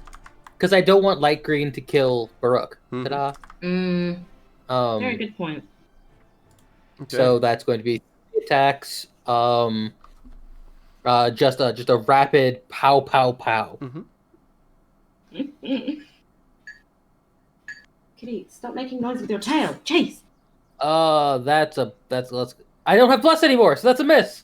Do you not? No! Why don't you have bless? Wait, you're blessed? You have bless. Does it fail? Concentration check. No, you blessed the bless. You succeeded. You blessed your bless. My God! Wow! I'm just super smart. Everyone knows this. You blessed your bless. Nah, he still Still fails. doesn't hit. Ah! That is the second miss of the entire day. That's pretty good going. It's pretty good, yeah. Pretty Yeah. good track You record. guys have done surprisingly well in this encounter, I have to say. It's all down to the blast. It's all bless. Maybe that should be your new hero name. Blessed be thy bless. The blessed ones. Okay, so Lyroon just immediately launches into a flurry. Well, it's not a true flurry of blows. Like, bah, bah, bah, just 3 quick, rapid punches. The first one is just slightly too fast and slightly too accurate. It just grazes harmlessly off of the corn cob, but the follow-up 2 immediately smash into its size, staving a good portion of the corn, leaving it utterly inedible. Oh. Yeah, it is That would not bloodied. No. Now it is the light corn's turn. So, light corn, seeing Burrick stand up, and it just sort of twists its head slightly unnaturally in surprise. Not yet stand up, but enough to. Oh, so it has advantage. Right. So advantage. Yeah. That's why I Yeah, I wanted mean- to kill it. I didn't Yeah. have the time to stand up yet. I mean, just so you know what happened here.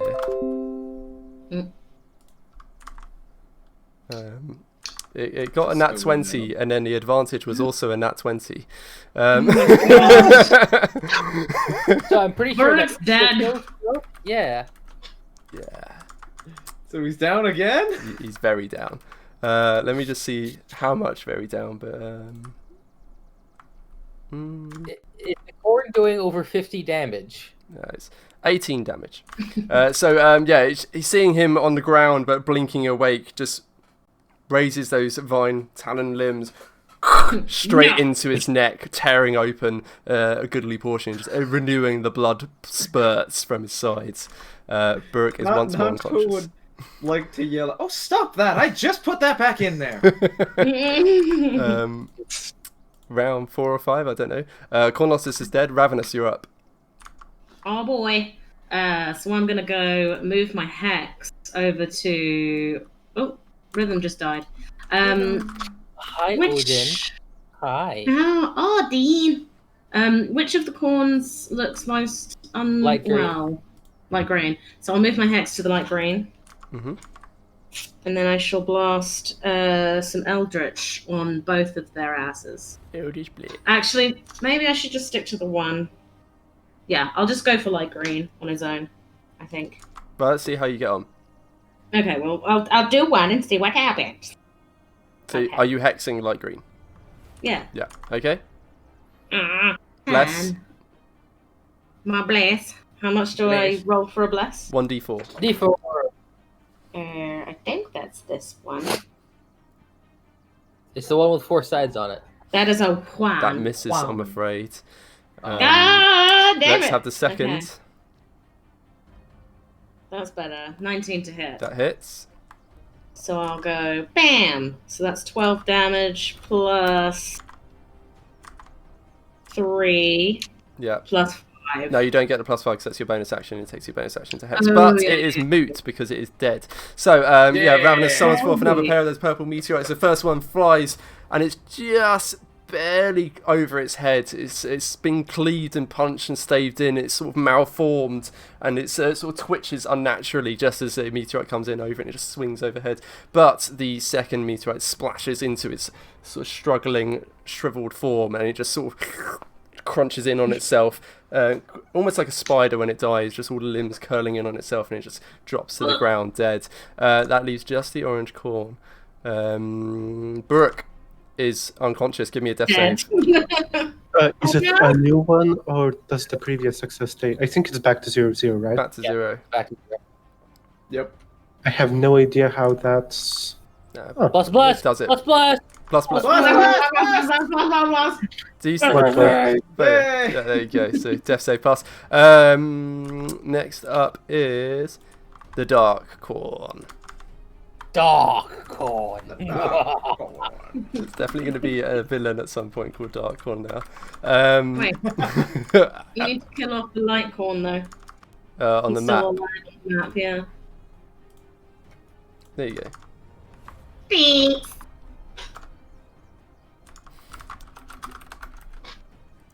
Man, why are all these rolls at the start?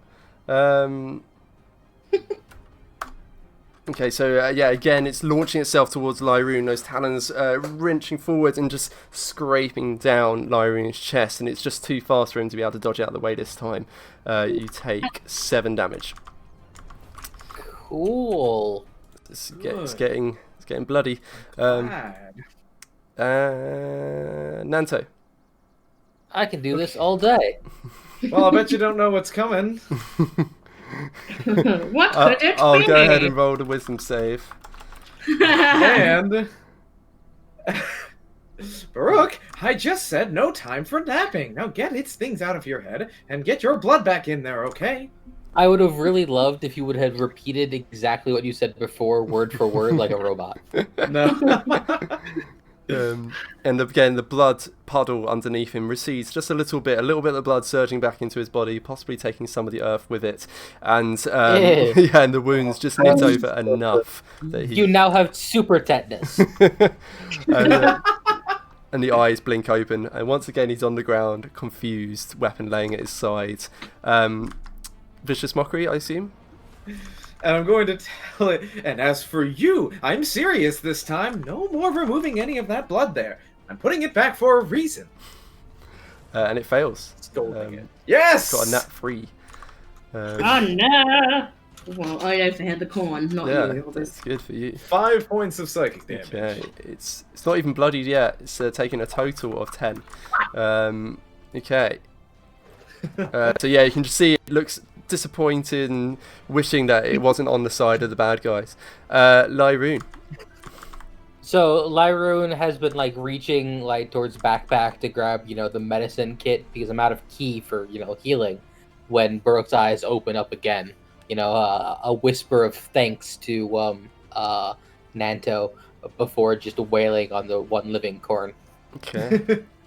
Let's see what you do.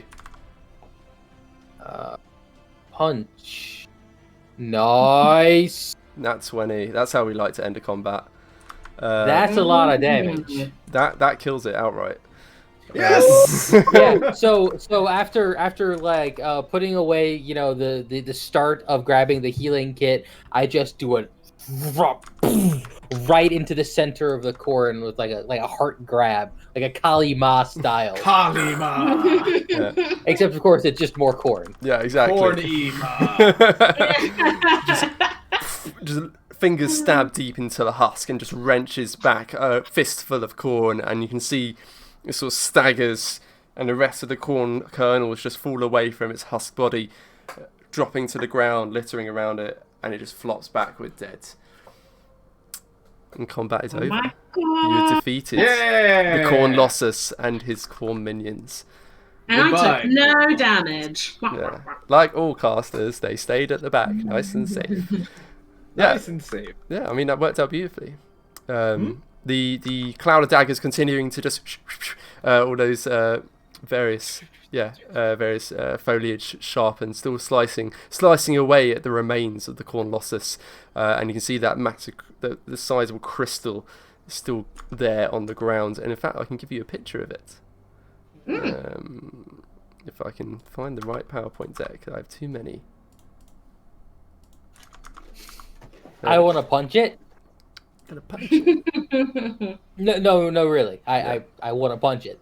No, you might turn into a corn. Sorry, I take that back. I want to hit it with my quarterstaff. Yeah, go ahead and give me an attack roll. Don't turn into corn. No. I'm might turn scared into to a say, but watermelon. it looks more like a cauliflower, which I was explains thinking- why it was so I was thinking insulting. It watermelon. was so intimidating because cauliflower. Yeah. Okay. So yeah, Lyroon just immediately steps forward towards this putrescent crystal, raising that quarterstaff in hand. Whack! And immediately it sunders. This crack opening up in its middle, and the two halves splitting open, much the same as the previous crystal that you did this to. And then you feel the slight, some energy dispersing from the blow. Ooh. That's not great. We did it? You did it. Yeah! Combat is over. You are now able to act outside of initiative. So give me 1 minute. 1 moment. I'm just going to set up the right kind of music. I'm thinking. That's what she sung. Yeah, something like that. Of course, yeah, exactly that. That's exactly what we're thinking. So Hey there, big face. Yeah. big face. You have a Big tail. He's a good boy. Such a good boy. He is a good boy. Yeah.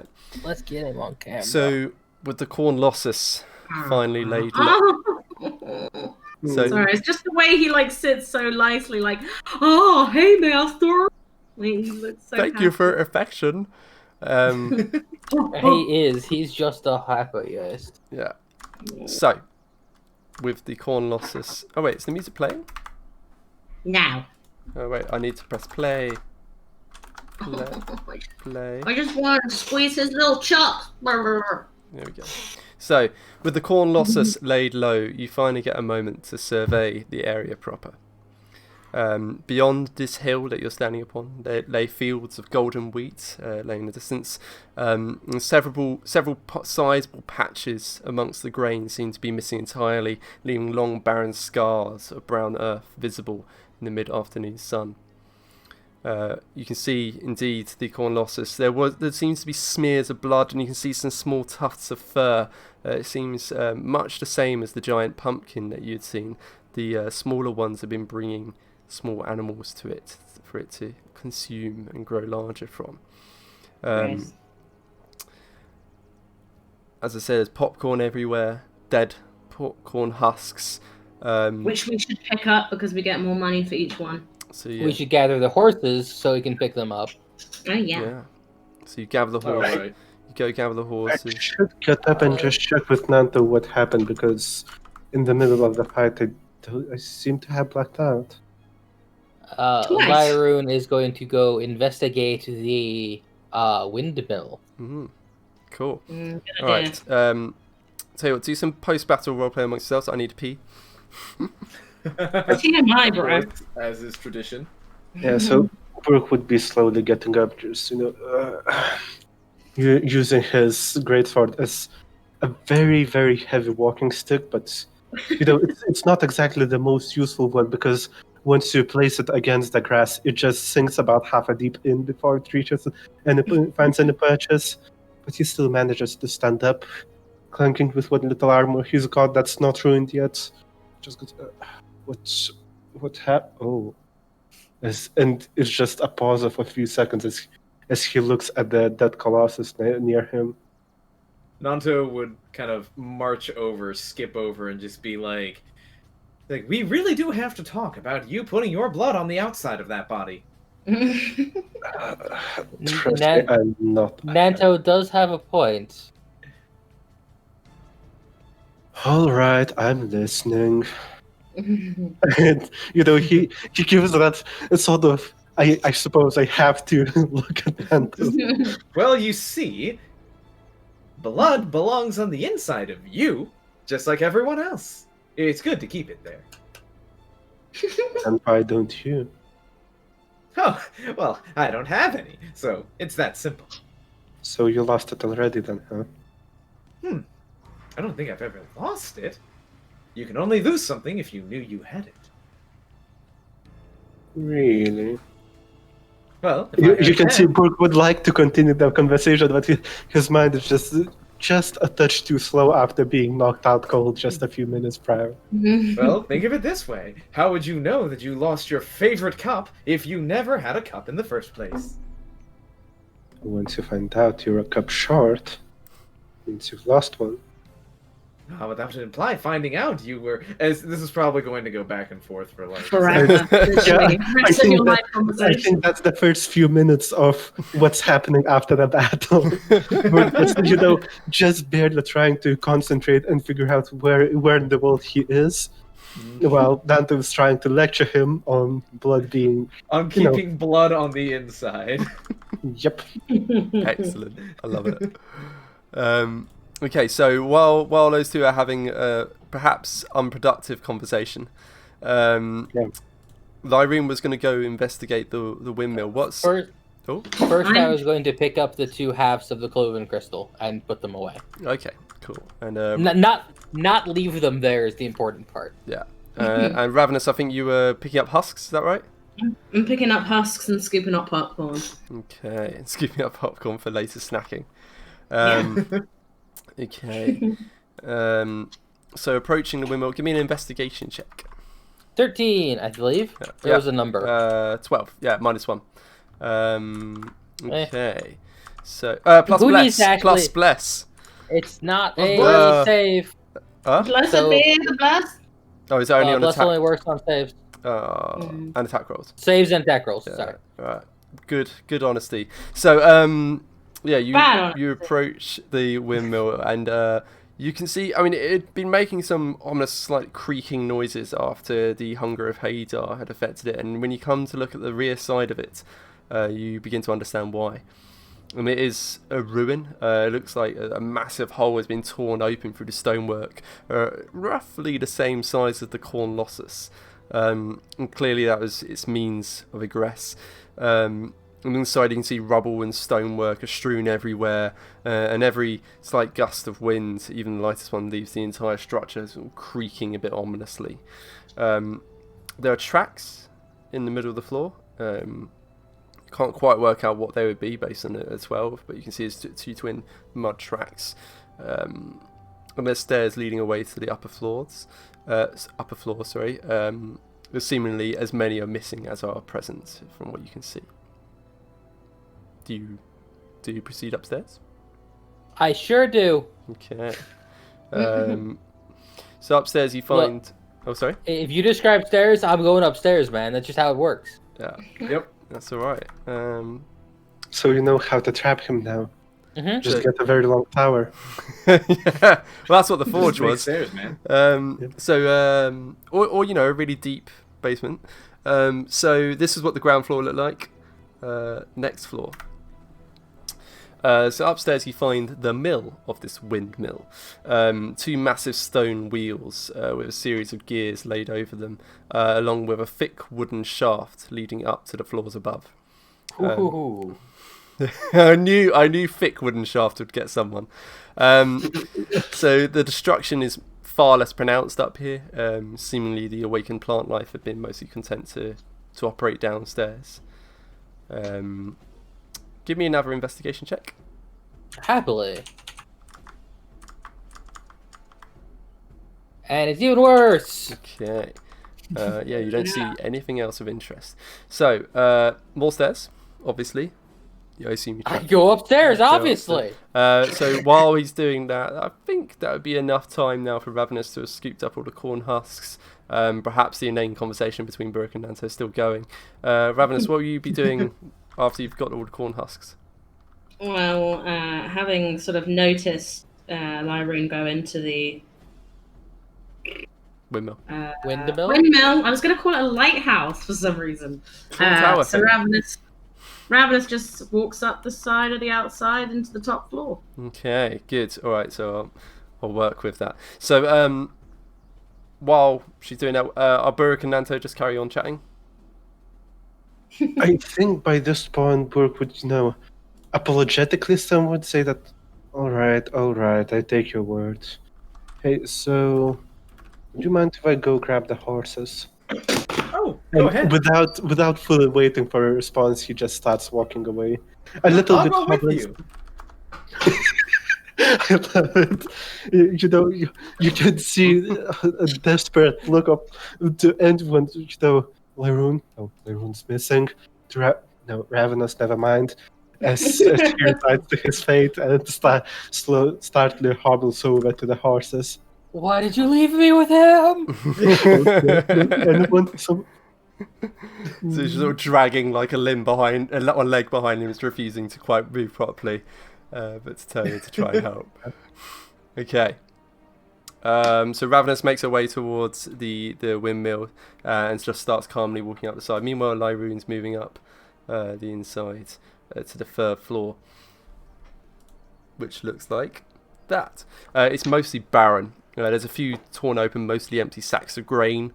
Give me another investigation check. If the pattern hells, I will roll even lower. A shame. I rolled high. Yeah, there you go. And here you can see that some of the grain seems to have been systematically removed. They've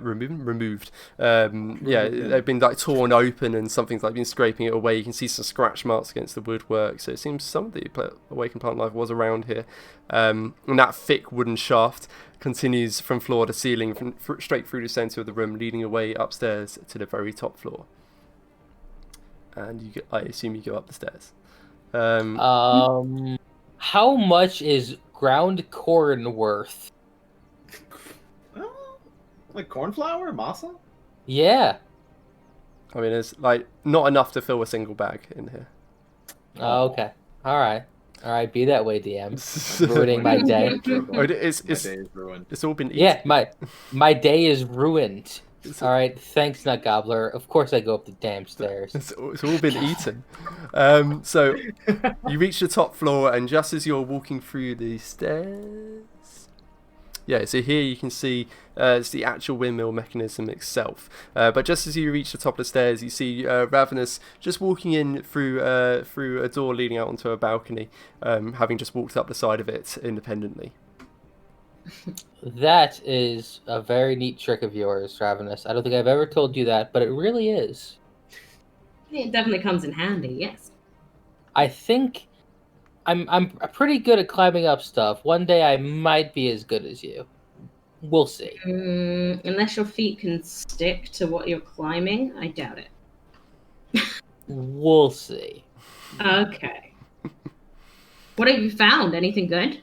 Nothing. There's a whole lot of empty corn, empty sacks of corn.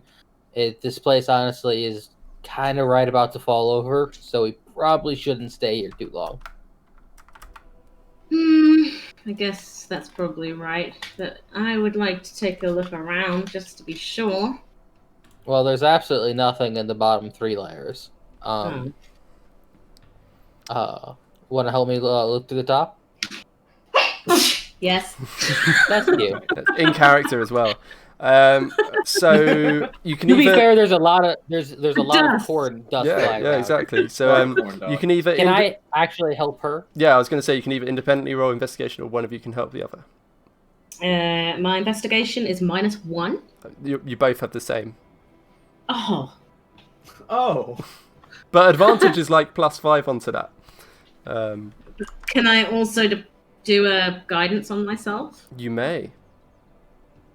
So if I do the investigation of Do you- if 12, sorry. Yeah, so then... +5, right? Well, just roll another one. If advantage is you roll twice, but the odds work out as effectively +5. It didn't work out. So then give us a d4 to see how your guidance works out. 2. Okay, so that brings you to a total of 14. Oops, Not I didn't bad. mean to roll that. What? I didn't mean to roll that. And then you rolled another one, which was better than everything before. Yeah. Never mind that. Advantage. But fortunately for you, 14 is just good enough. So, yeah, you've reached the top floor, and yeah, it's the windmill's mechanism itself, a massive, sturdy wooden wheel and set of gears attached to an even thicker wooden wind shaft leading off to the 4 sails of the windmill itself. The wind it's briefly blowing here and there, but it's too soft to really set it turning right now. Most of this floor lays empty as well, save for a toolbox laying beside a strange mechanism you wouldn't normally find inside a windmill. And it appears there are 2 ways of setting the stones below to grinding. One's using the wind, as is normal. The other looks like a manual crank, and a sturdy set of metal levers and gears that have been attached to that can be attached to that shaft and moved the way at will. Apparently the wind on this hill hadn't been reliable enough to ensure a consistent milling action for the grain below. But your investigation reveals in that toolbox are a pair of unusual garments, more like wrist covers than gloves. The purple fabric's lined with golden stitching, ending in Purple, you say? Ending in jazzy, jagged green and purple orange pattern. Very eyebrow. Upon the right hand wrist glove sits a sun and moon motif, sort of raised from the surface. Those are definitely for Pretty. Naruto. Yeah. Those are definitely for Lyroon. Purple and Those are gold certainly cursed. they're my Yep. colors. Yep, definitely Baruch. Let's try for Baruch. Oh no, those are definitely cursed. I like how Baruch will never have a magic item now. It just +1 armor? That's cursed. No. Ravenous looks at these. Great sword weapon? Absolutely Cursed. not. Did I say great sword? I meant whatever. No, Great. I mean, if the sword is great enough to be a +1, that's just mastercraft. There's nothing magical about that. It's just a damn good job. This is what they look like. Oh my god, they look so cute. I saw that. Ooh. Yeah, you so can Ravenous see it earlier. sees the colors and goes, "Hey, that matches my outfit really well," and just immediately, without thinking, puts them on. Great. Immediately cursed. Give me investigation or arcana check. Up to you. Do I have Arcana? I don't know, do you? I do. It is also a -1. Wait, can I just take the previous investigation check of 15 that I rolled by accident? Yeah, sure, why not? Yes. It looks like the sun motif on the right hand glove is twistable. You can move it around. Seemingly nothing happens right now. What purpose it holds, it's hard to say, but perhaps you'll be able to find out. Seemingly nothing. Seemingly nothing for now. Ravenous notices she looks dashing in these new gloves. Roll for dashing. Also in your investigations, you find a few skeletons. They look small, unusually small.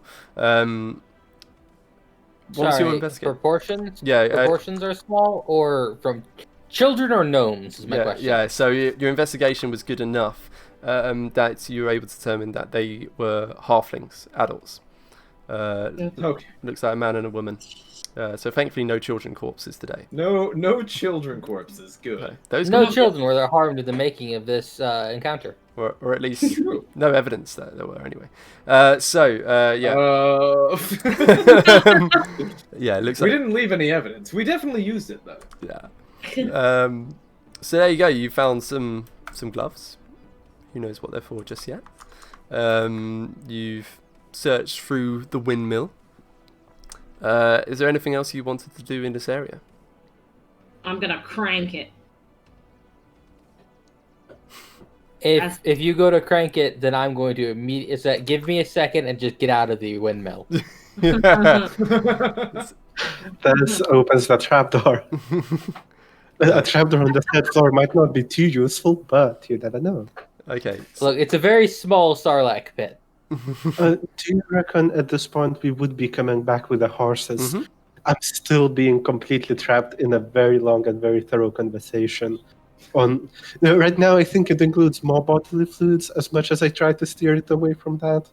No, at this point, it's probably more talking about how everything went really well, and all of that corn is going to be great now that it's no longer trying to kill people. In fact, we may be able to make a lot of food out of it. I already know a recipe that I want to try. It's called corn on the cob. You know how you make corn on the cob? The recipe goes as follows. So first, and just rambling about corn. Yeah, it goes that way, whereas Burke is just thinking, absent-mindedly picks up one cob of corn, just hands it to the horse as he's leading it, continues on, just nodding along, sort of adding an wherever he is feels it's needed. Mm-hmm. It's like that one phone call which you were planning to finish about 10 minutes ago, but it just won't end. Yeah, totally. Don't get that. Yep. So you're making your way back. So the Buruk and Danto just arriving back. So Lyroom was just going to run out of the tower for Ravenous attempts to hand crank. Are you definitely doing this? Oh, absolutely. Okay. First, give me an intelligence check. Problem. Isn't this a good idea? Intelligence check. There is never a good idea when it comes to Ravenous. Intelligent. Oh, -1 intelligence. Good. So all this investigation, medicine, religion, it's all based on that. 5. Good. Okay. Right. Give me a strength check. Quick question: is Lyroon out of the windmill? Because I got a lot of move speed. Yeah. You've dashed down the stairs like nope, just thundering down them as fast as you can. Crank. And just like, no. Strength. Oh, -2 strength. Great. Please tell me you can't do this. Yeah. That is a 9. Please tell me that fails. Yeah, you grasp the lever and you move it, and it's surprisingly easy. There's absolutely no give, and just immediately moving around really, really much faster than you expected. But nothing seems to happen. You haven't. The mechanism seems to be detached currently. It's not actually attached to the main central shaft. It's relying on more wind power than the manual crank that it can sort of swing and attach to the gear mechanism and be detached, and right now it's detached. Intelligence check was to realise that was the case. You can Is there any no, I wouldn't know that. So you can roll an investigation check if you want to figure out how to attach it. Will it make the windmill go round? Because that is what I want to see. You don't know. Okay, intelligence. Investigation to try and attach the. I'm glad it's an investigation because I got a nat 1 on that. Wait, that's intimidation. God damn it! Stop pressing buttons. Well, I mean, the nat 1 is the roll we'll take. So No, it is not.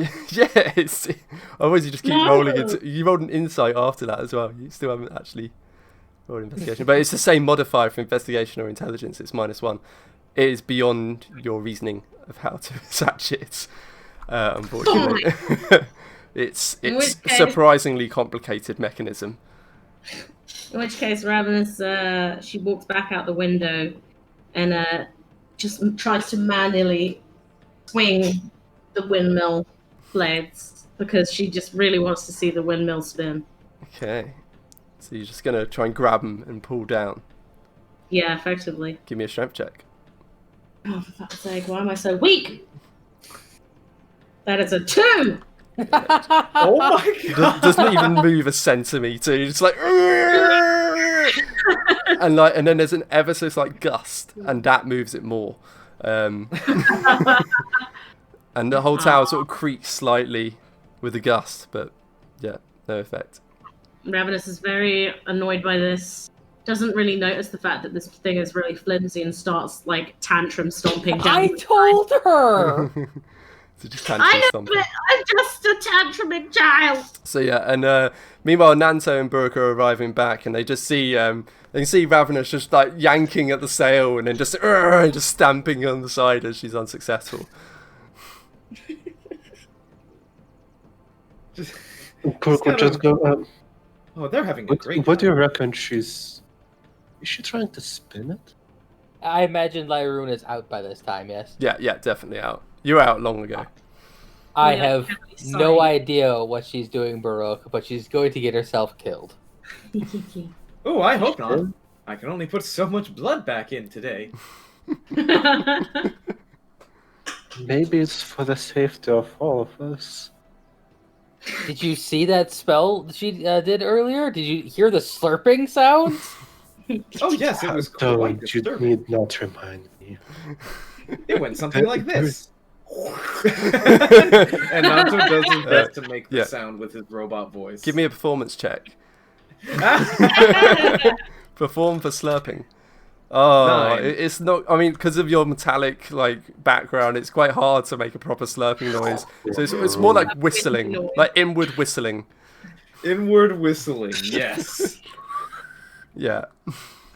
Okay. Meanwhile, inside, so you've yanked it, unsuccessful. You're tantruming now. What, Ravenous? I'm tantruming down the side on the outside. Oh, of the- okay. So you're just on your way down.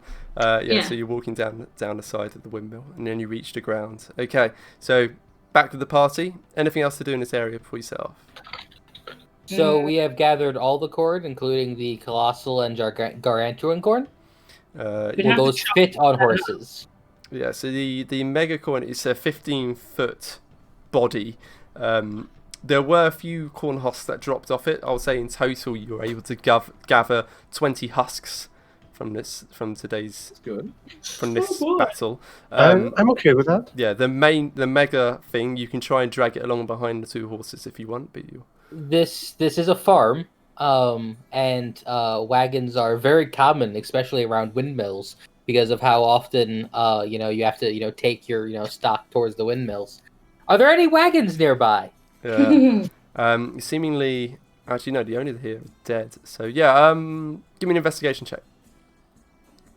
I just really love rolling investigation checks. Yeah, someone can help you. How much do you Ooh, struggle can I help? finding a wagon around? I would like to help. Oh! There you go. No. Oh well. Yeah, you both did independently really well. So yeah, you saw those tracks that were inside on the ground floor. So in fact, I can there.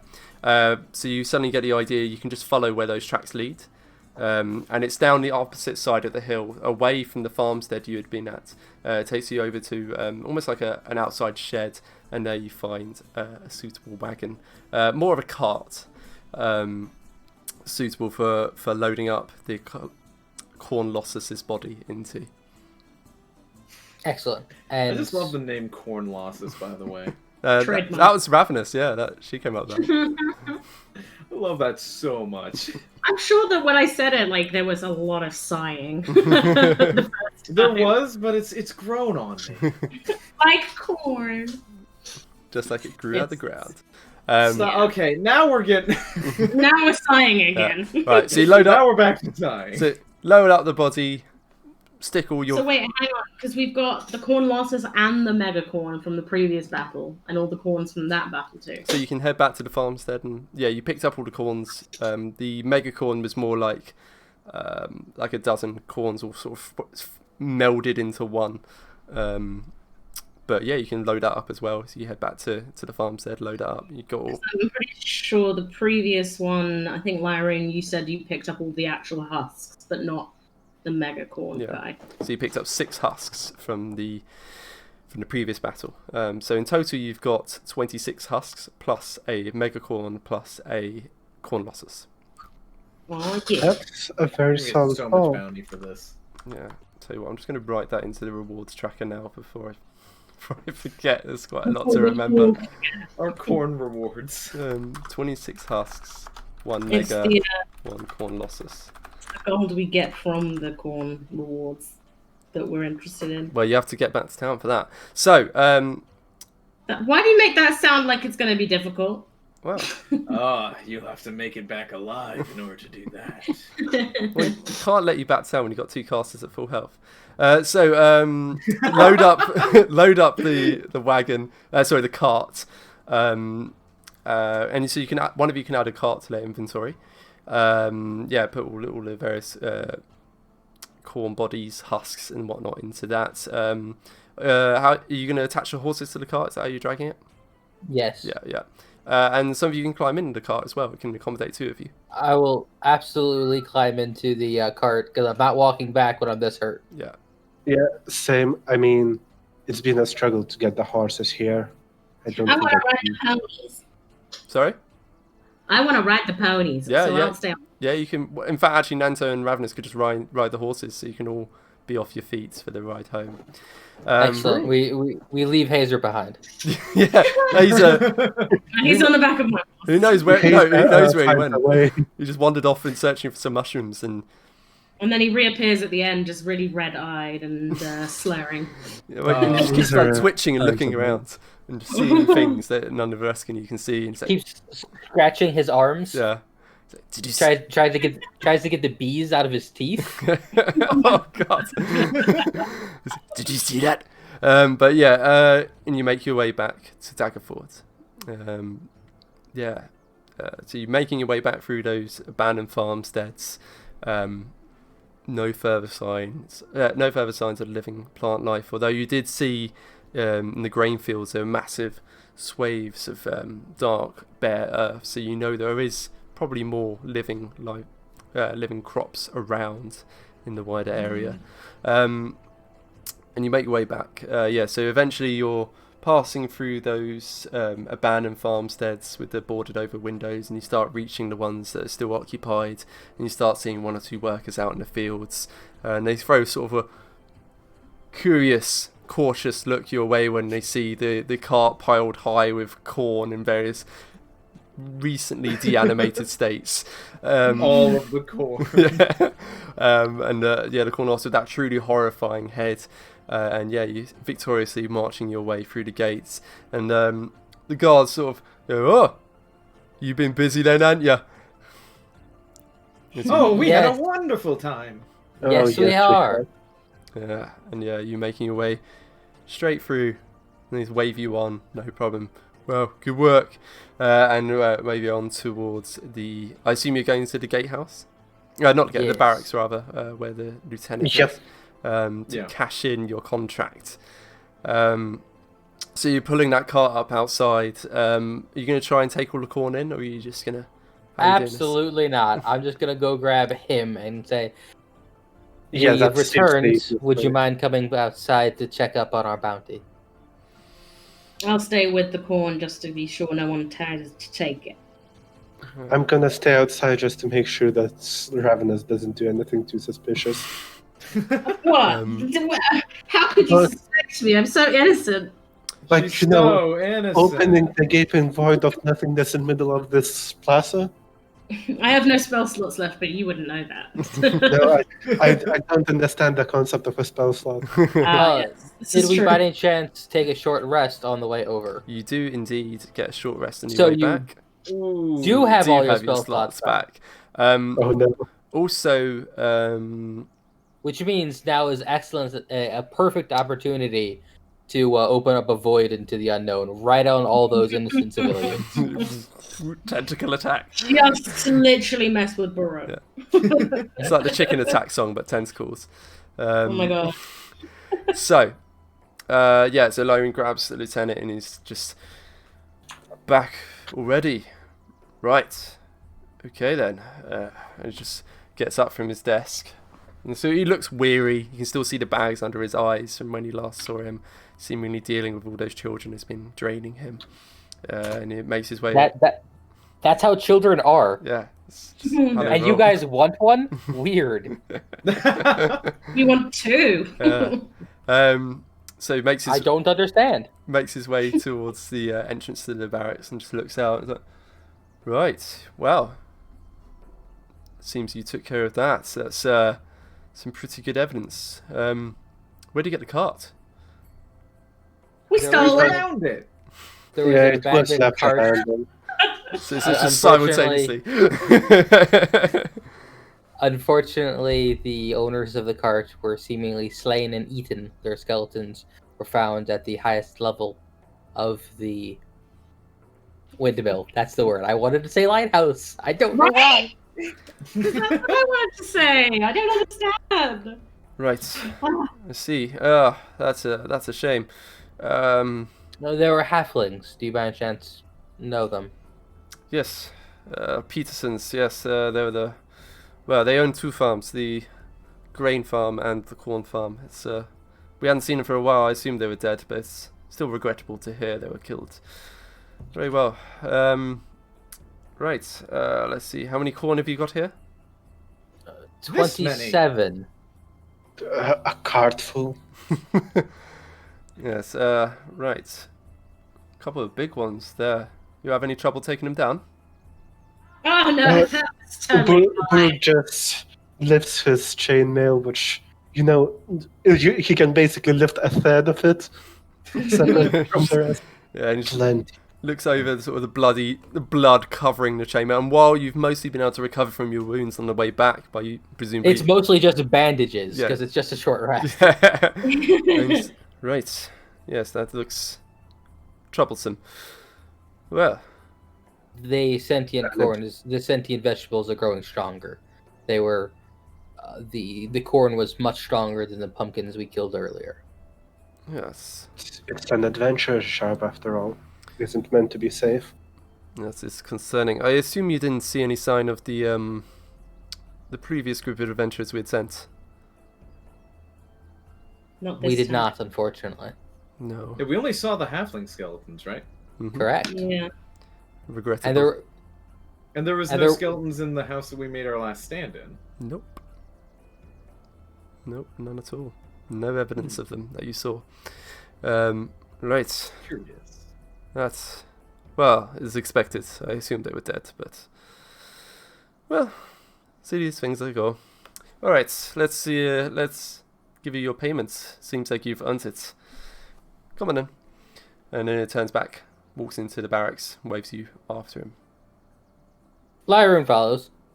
And you see each footstep is sort of plodding, almost like he's dragging his feet. His shoulders are sagging.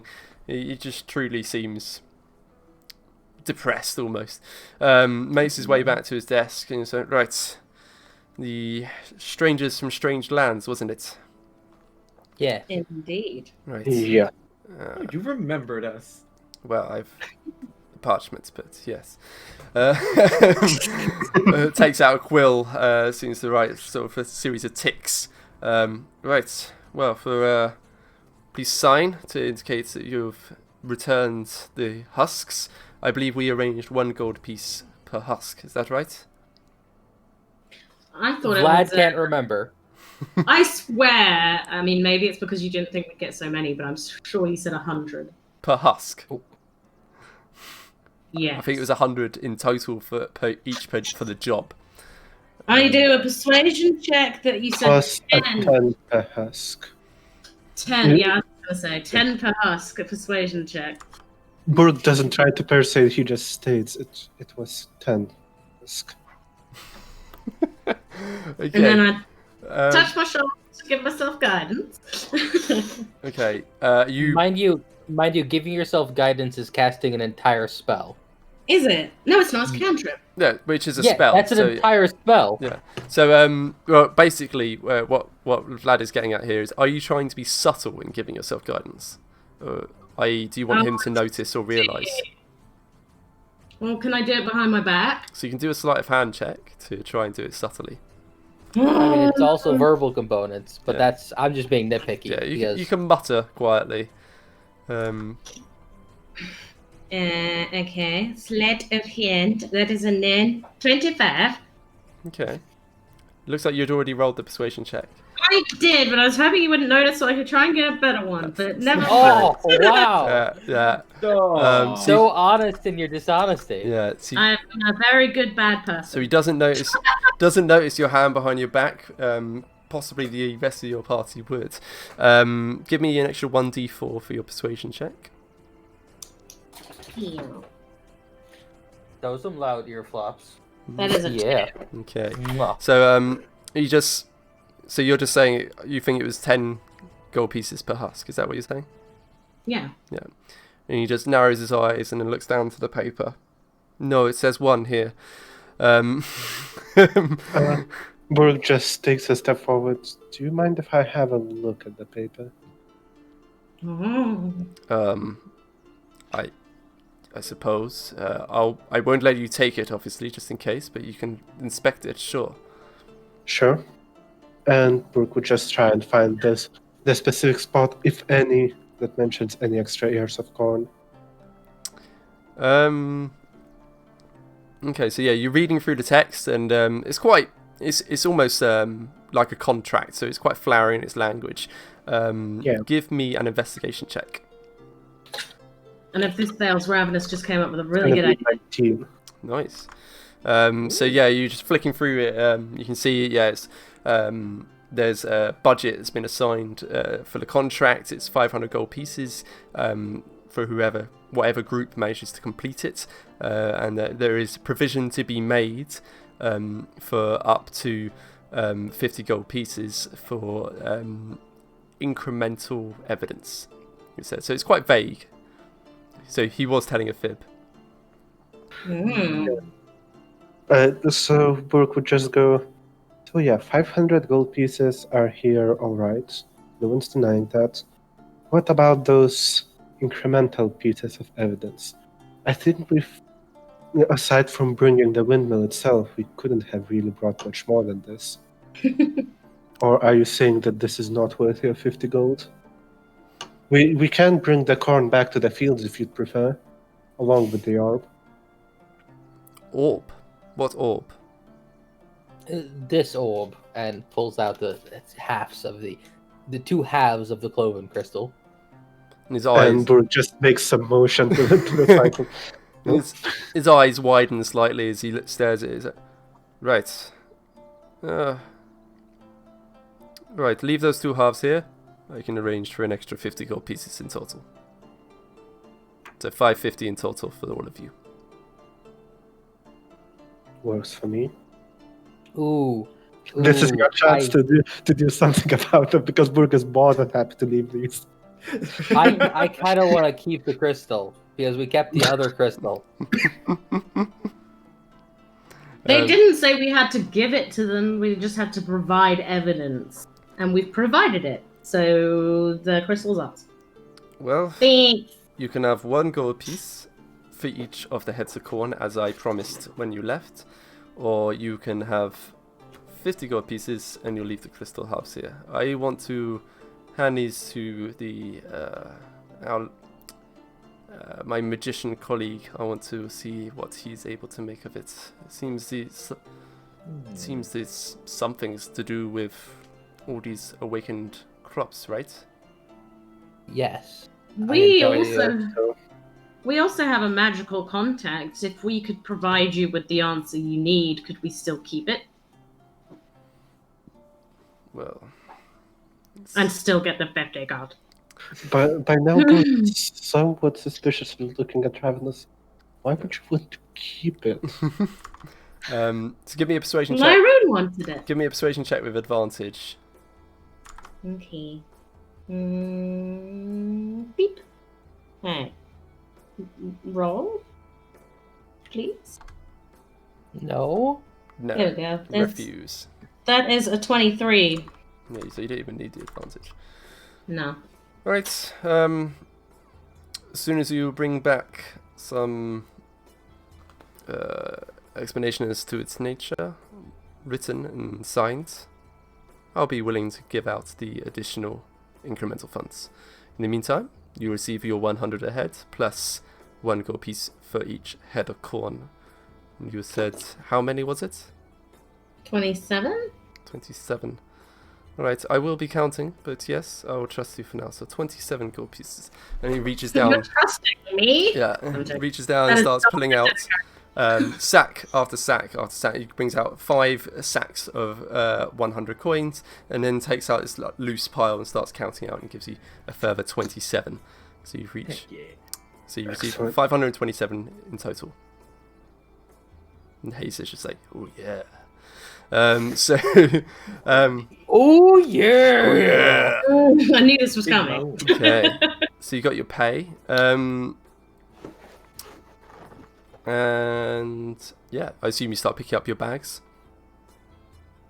Oh yeah. Yep.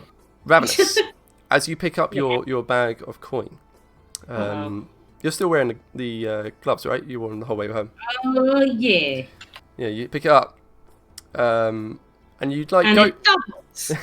and you go to like huck it up into the air as if to like test the weight, and it flings up into the ceiling, smacks into it, and then plops down into your palm, as if you've been imbued with super strength.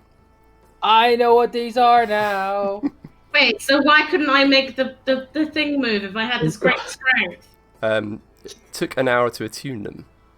Oh, okay, cool. Really just pick up like purple cloth gloves of ogre strength? Yeah, exactly. Comes in all sizes and shapes. Simultaneously amazing and terrible. Jeez. Just, You know what yeah. you should be doing with them, strategy-wise. You know how difficult it's going to be doing that RP-wise. It's the best Yeah. part. I am currently at 16 strength. They would be a lot of benefit. Yeah. Yeah. How are you going to how are you going to convince Brooke to wear those? So from Bert's How you perspective, he just sees this, boom, it just smacks into the ceiling and it just falls back into her hand. Ravenous Oh my doesn't seem God. very phased. She's just kind of like, huh, okay. Neat. And yeah, they're just Neat. weightless in your hands. You know, you were a measly, I think it was, you had -2 strength, so you had like 7 strength, and now suddenly you Yeah. have 19 strength. So yeah, your pack, your clothes, they feel utterly weightless, and the gold is just weightless in your hand. Oh my Gosh. goodness. And, So strong. and is there anything else? Otherwise, I'll wrap it up there. Can I give Baruch a high five? You certainly try. Yeah, he might die from that. Never mind. Okay. The only thing I believe that Lyroon, I owe you money, don't I?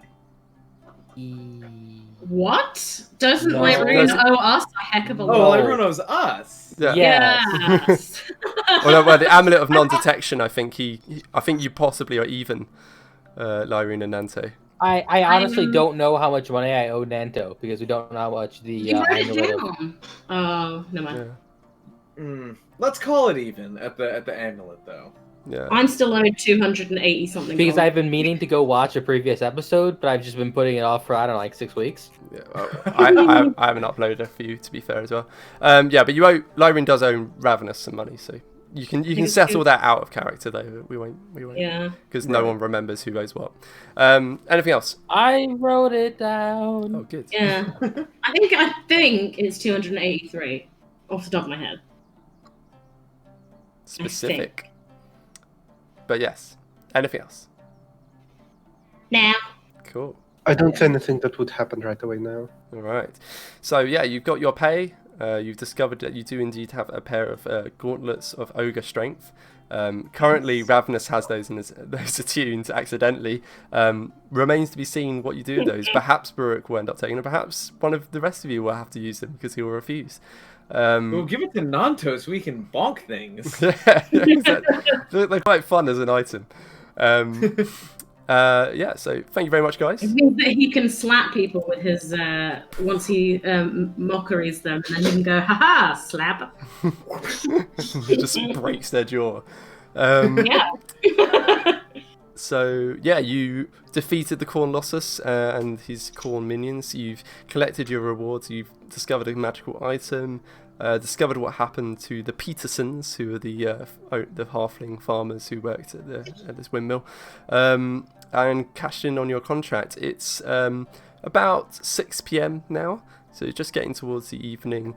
We'll see what the rest of this evening holds for you, and it's still 2 days. So in 2 days, so it will be the Harvest Close Festival, where you're going to be trying to meet or intercept the contact of the Crimson Cleavers, who's going to be checking out the Meet the Mimic stand. I hope there's one of those games where you hit things with a mallet now that I've got these gloves. There may well be. It's a typical party game. So, hopefully you enjoyed that. Thank you very much, guys. And Always a pleasure. yeah, see you next week. See you next week. All right. Cheers, guys. Bye. Bye.